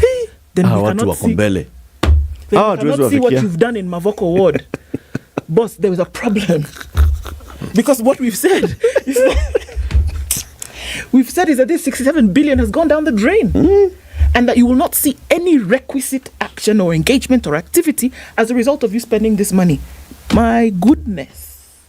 That's the reason why. What are those things, City, you said you like? Least developing, lower developing to no developing. Banana developing. Banana developing. Third, banana, whatever. Will continue to be there. So then, are we saying that we are victims of our own making? Yes. Essentially, we are. Properly. Because even as we look at the conversation that we were having in the previous hour with Chero, the development of Nairobi, and even the satellite towns, look at the development of Kitengela, look at the development of Rongai, of Ngong, of Machakos and Athi River, and Ruiru and Juja, and then head out of Nairobi, go into all these towns and the way they're developing. Lack of planning, zero planning. Go to Nakuru to understand this thing properly. Yes. All these things, because there are people who should be making sure that things are done the right way. Yes. There are people who should be ensuring that the executive and those in the executive offices are doing their right job by oversighting them. These are in the county assembly. It's all a free fall. It is open market because of the people that we have in office. And these are the people that we put in office. Even those that are working in the executive offices, if you know that you have a guy who works in the planning department or development control, that's your guy. You know how right you're looking for how you are going now to be the middleman between him and any developer. My guy uko ndani. You know what? Remember, I keep shouting and praising these people. Oh, Kitengela did not have a what system? Sewage. They called. Everybody contributed 40 million shillings so that they could at least lay some sewage. Do you know what they did? When they were launching the thing, do you know who they called? They're not MCA. I'm telling you, as guest of honor. They called the local MC. They called the local MP, the area MP, to come and be the guests of honor in a place where you've seen we cannot live like this, and obviously, government is not doing anything about it, for which they ought to. But you say let's do it for ourselves. Then the very people who should be at the front line for agitation to and have those things done, and who didn't do anything at all, they're the guest of honor.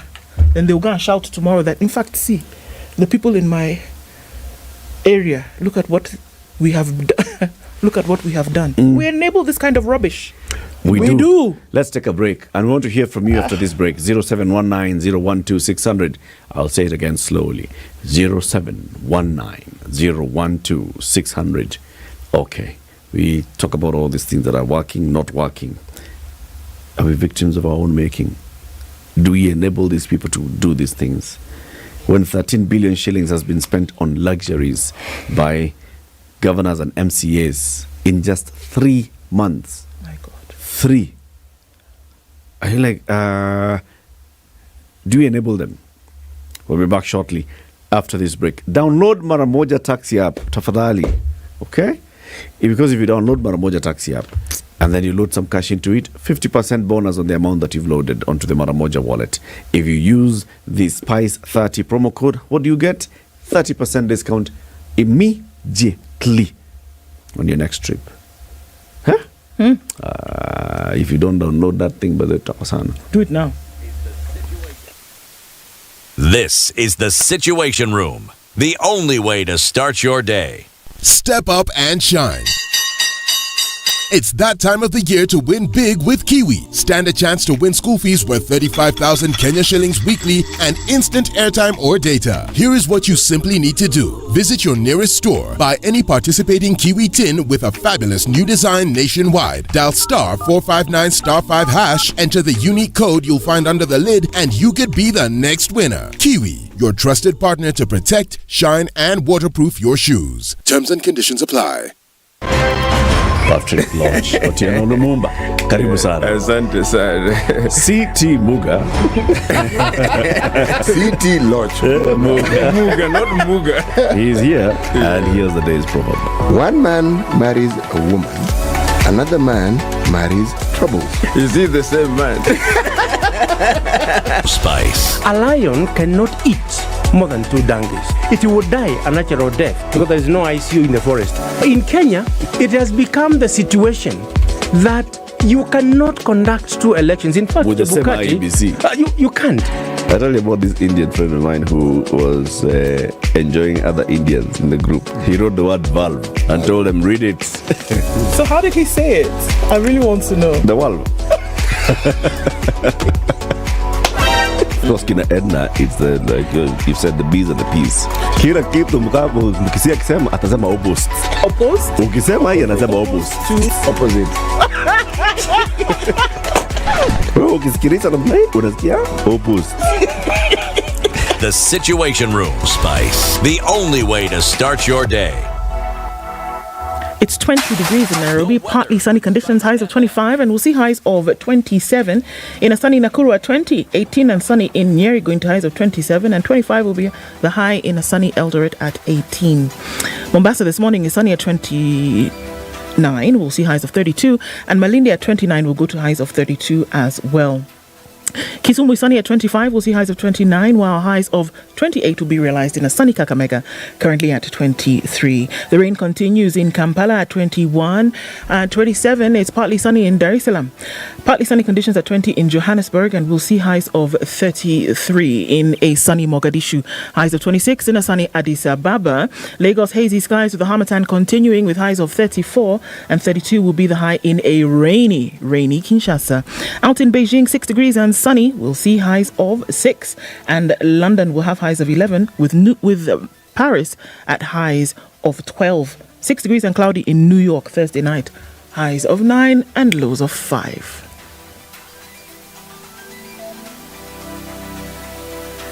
Mature, intelligent talk every morning. Done right. 94.4 Spice FM, Nairobi. As you pass Utali, just a little bit of traffic heading out into the city. And then as you get towards that Pangani shopping center, you'll be fine getting into the CBD. We've not done too badly with traffic today. Hope we can continue just so through Friday, getting into the weekend.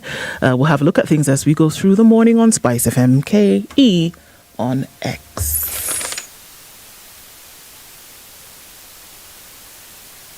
Mature, intelligent talk every morning. Spice up yourself.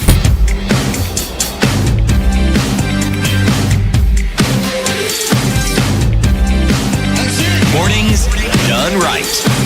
94.4 Spice FM, Nairobi. 0719012600. The control of budget, Dr. Margaret Nyakango has said, "Hey, buana, these people are spending too much money." An audit report has revealed how newly elected governors and members of county assemblies blew billions of shillings in non-priority spending after the August general election. The report by Control of Budget cites expenditure on landscaping, beautification of buildings, sitting allowances, unnecessary and extensive domestic and foreign travel as among those that gobbled up huge amounts of cash in that financial year 2022-23. It shows that the county governments cumulatively spent 67.47 billion shillings in just 3 months. Hey, are we victims of our own making? Who put these people there? Do we glorify them? Do they feel guilty doing it when they come back to the community and they say, or they're just talking to you, nilikuwa nimeenda Oslo. Oslo. Wow. Nyumba. Alafu huko kuna order. Ukitaka kuvuka barabara, gari inasimama. Unavuka. Kuna train. Hata kuna vumbi. Isaiah in Nandi. Yes, I'm here. Namna gani ndugu? Mzuri sana, habari zenu? Safi sana. You're a member of the County Assembly of Nandi County. That is correct. I am a member of Nandi County and I've been listening very keenly to your conversations. Now, the area that I wanted to help you understand, and probably even Kenyans, yes, is that the monies you're talking about are usually budgeted for that purpose. For what purpose? For the even if it's travel, there's a vote to be spent on all those activities that you've just mentioned. Probably if it is meetings, if it is even to go to those various distant places, in as much as that is a bit capacity building, benchmarking, attending conferences and seminars, like, for instance, the budget. Yes, like the budget of, say, Nandi County Assembly, yes, could easily be anything close to probably 700 million. Mm-hmm. And in this 700 million, there is nothing for development. It is all for consumption. Okay. And so if you for anybody to come around and say that they are worried that probably the money was used wrongly, is actually not saying the truth. I am not in support of that, however. It's not as if I support the spending in that manner, but I am thinking that it would be good for all of us to be proactive in saying, do we need to spend to budget money in this manner? Absolutely. Who makes because the budget? Otherwise, everybody in government today would be very busy trying to spend their whatever it is that has been allocated to try and finish it. And remember, it is part of a performance contract. It is something that is measured. And I think that's the problem, Mheshimiwa, because I think the issue is that it has been budgeted in that manner. That's the problem. That the budgeting process has yielded where this amount of money is spent, and can we see the requisite engagement or activity as a result of this spending? If we can't, there's a problem. Number two, can we then understand why we would be okay just spending that money when there are other needs that ought to be met? So we have to ask the question, when these things are being budgeted, is there an overall view of the situation in the country at the moment? Or even if there wasn't a situation, is there an overall view that let us spend this money that has been given to us to run as wards or counties, but let us also see that after the spending, this is what has happened? And I think that's the question here. I agree with you, yes, and the question is slightly bigger. The issue is of a moral nature, it is of an ethical nature. It is slightly bigger than what you are addressing, because what you would be asking is this. If you have an hyena, and this hyena happens to be quite angry, leave alone the hyena that is gorge on anything, we would understand that the behavior of an hyena is to gorge and gorge and gorge. And you see, you cannot possibly begin to explain to an hyena why they would need to stop, or that hyena would need to stop eating. Because it's in nature. Yeah, it is in its nature. So the question is, who is this person that you have put in leadership? And what was the purpose for this person getting into the leadership in the first place? Yeah. If the idea is that you wanted to go there and try to make as much, to get any amount that you can see anywhere for yourself, not for your ward, not for your county, then so long as that is what obtains, then we would all be complaining. And it is really surprising, even for the control of budget. It is amazing that the control of budget would whine like that, and yet these are the same people who approve. So what was the point of having these control measures, having a control of budget, having an auditor, and then the auditor the auditor general would come up with some report and say, oh, you see, so much has been spent. I think this is just supposed to be would win Kenyans. I think it's a little bit more than that. Even when you ask about a bigger question being asked, I think what she's asking here is that in as much as it was budgeted, in as much as it was used, she's seeing a trend whereby the spending was non-priority. So look at that as a foundation. And then secondly, the question would be, because the money is budgeted, does that justify its use? Yeah, and that's why I'm saying this, Ndu. You know, that's just after the fact. You know, when you want to correct things, you start from the beginning. You start from the foundation, or you start from the basics. Yeah. The question is, are you saying that the person who is occupying this position has any interest in probably taking this money to a more it's like asking an hyena, as I said again, let me use this example once more, whether the priority is for itself to gorge or to probably allow some other animal there to come and eat. And I agree with you, Isaiah, because the issue... So first of all, the control of budget will look at what has been budgeted. She does not participate in the budget-making process. Yes. She participates in the budget expenditure process. And she looks at this requisition that you've made, is it accompanied by a budget as appropriated by the county assembly? And she says, yes, it does. And then now she raises a flag. She says, by the way, people, these expenditures appear to be so much skewed towards these, what we'd call non-essential activities, and the amount of money that I've approved to go into essential activities that would lead into development activities is actually less. So there is a problem with the budgets and how they are passed and how the money then is being expended. Which now comes to the question, brother, let me tell you this, that the issue is not even in the question of how the budgets are done. It is on who does the budget. The people who do the budget have got a wrong idea about what they would like to do. And I think this boils down, it must be a national conversation Or, better still, if at Nandi now, it would be a Nandi conversation where we are asking ourselves. And I like the discussion you're having earlier on about somebody coming and probably mesmerizing the people, maybe with some cash and probably some big vehicles and what have you.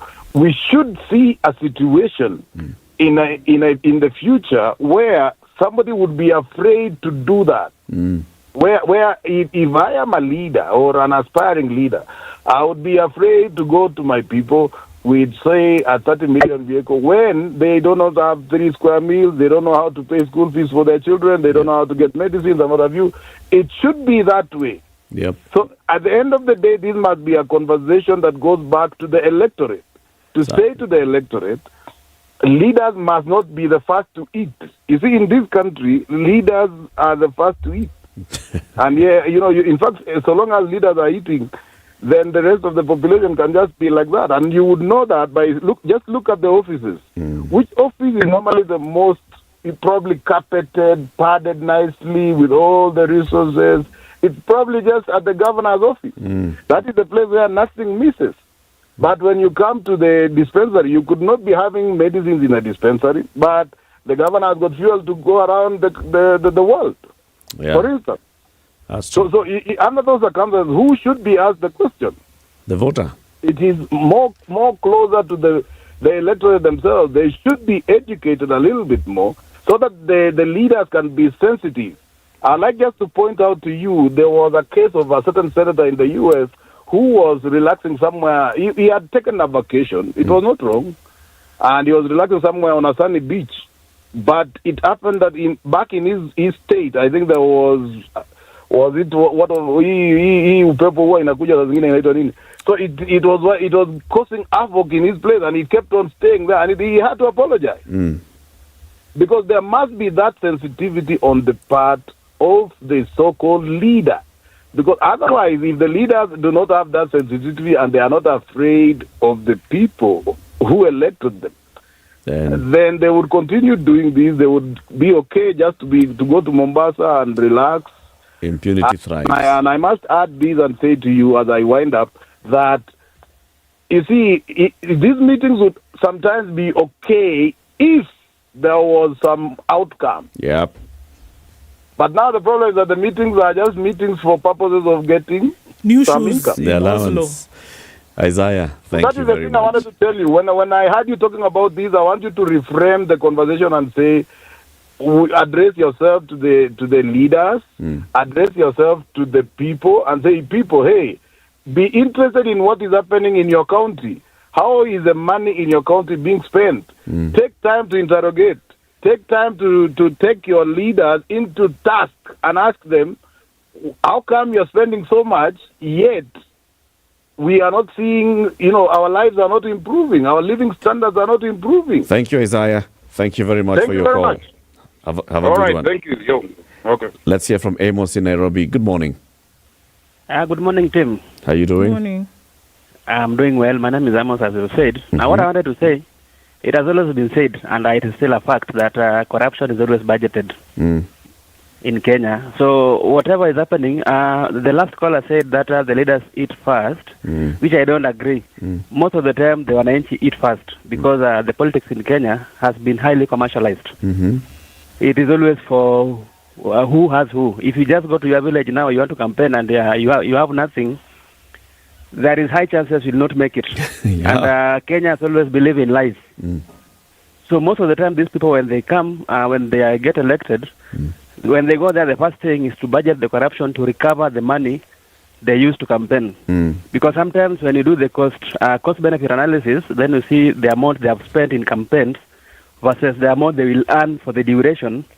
Then sometimes you ask yourself, now what do they want to benefit? So now, are we victims, Amos? Are we there for victims?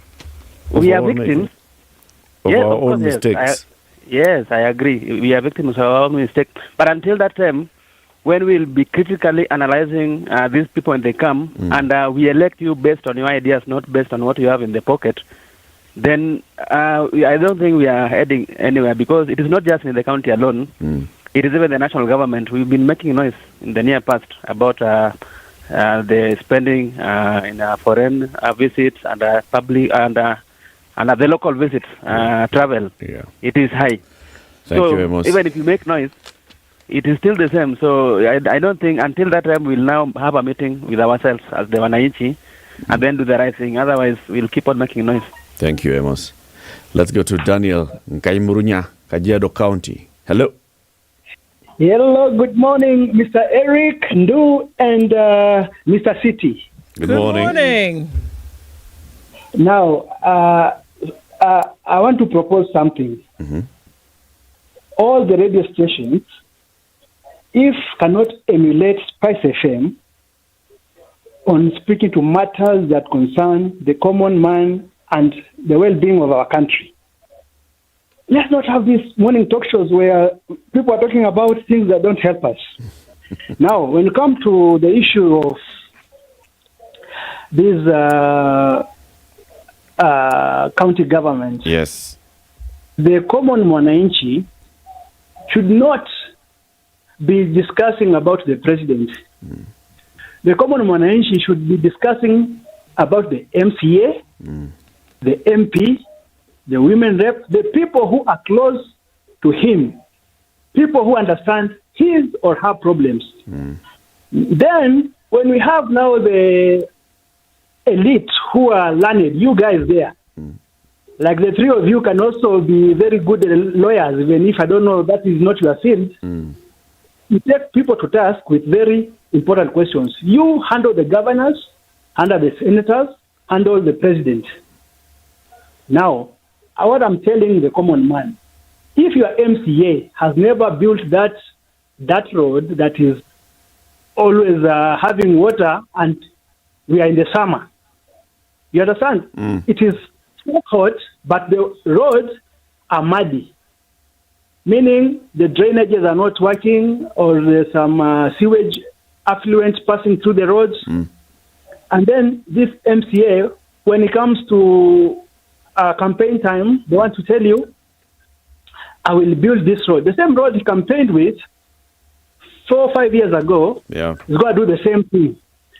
Why don't we, as a people, as much as we keep saying we get leaders that we deserve, let's stop the kasumba of tribalism. Thank you, Daniel. If just wind up. If we can have mixed tribe people in all elected positions from executive to the ground, and then come election time, you tell us what you did. If you didn't do what you promised, whether you're the president or the MCA, go home. We have brilliant minds in Kenya. It is so hurting to see we are suffering the same problems since times immemorial, and we can't elect CT Muga to be a governor, and he's a brilliant mind. And we know he's capable. Yeah, and we know he's capable. Very good. Thank you, Daniel. I appreciate it. I appreciate it. You guys are doing a good job. Thank you. One vote to CT. Boaz Waruku. Good morning, Eric, and good morning, City and Du. I'm happy to hear you this morning. Good morning.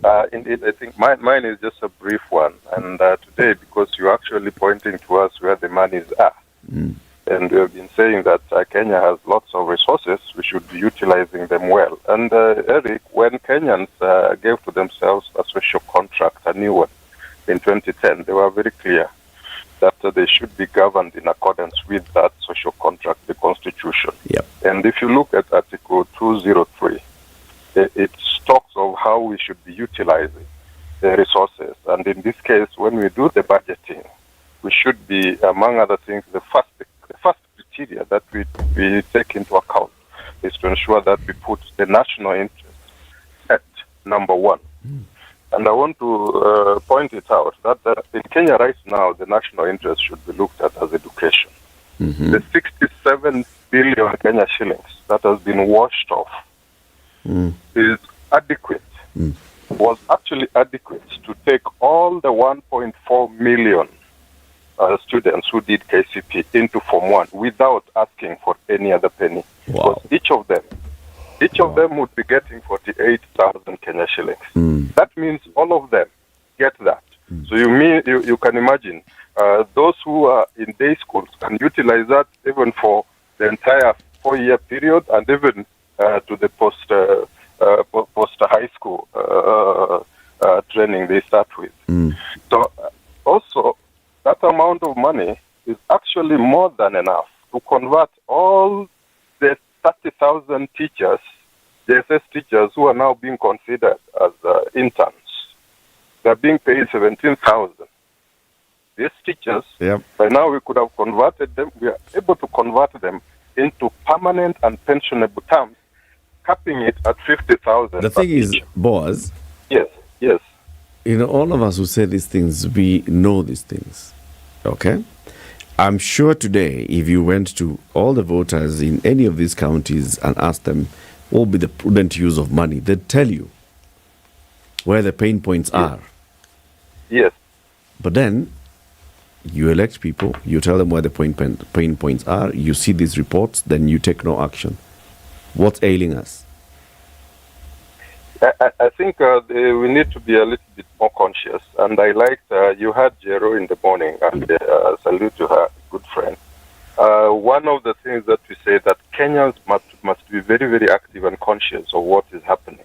And when people are not delivering according to the agreements we've had with them, we should put pressure on them. The recall mechanisms, for example, which were there, on ensuring that those who do not deliver are pulled back. And indeed, I think for me, when we put leaders into place, we should go by the rule that is being used even in the corporate world. When you are given a responsibility, it is 100% responsibility and zero excuse. So when these leaders are unable to perform, the public themselves should be able to come in and demand that they do perform. I think the continuous misuse and abuse of resources is making Kenyans start thinking that Kenya is a poor country and all that. We have all these resources. I'm just happy that we are pointing at a small portion where those misuse is occurring. Boaz, so thank it would you. be good. Yes, it would be good that we put these people to account and we direct the resources to the national interest and education. I think this could be the foundation of a national basic education fund that would ensure that we get all these students in school and learning free and compulsory. Thank you. Asante sana, Boaz. You have a lovely weekend. And remember this weekend, as you're moving up and down in your various activities, kunywa maji, and that maji must be carrying it. Okay? Asante sana. Own your All the richness. best, you guys. Thank you very much. Hey, so now, do you think it's going to change by 2027? That was what happened. I mean, how do you stop people who are elected from wanting to be rich by theft? How do you stop it? Who knows? It's just, if we stop ourselves from wanting to be rich by theft, then those people will, that's it. No, you're right. It falls in. Because if we're not doing it, then we have the moral strength to tell someone, excuse me, we're not participating in this thing. Yeah. But so long as we are involved, Shida. Compromised. Have a good weekend, guys. Hopefully we see each other here on Monday. Mimi nikitoka hapa naenda Kimana.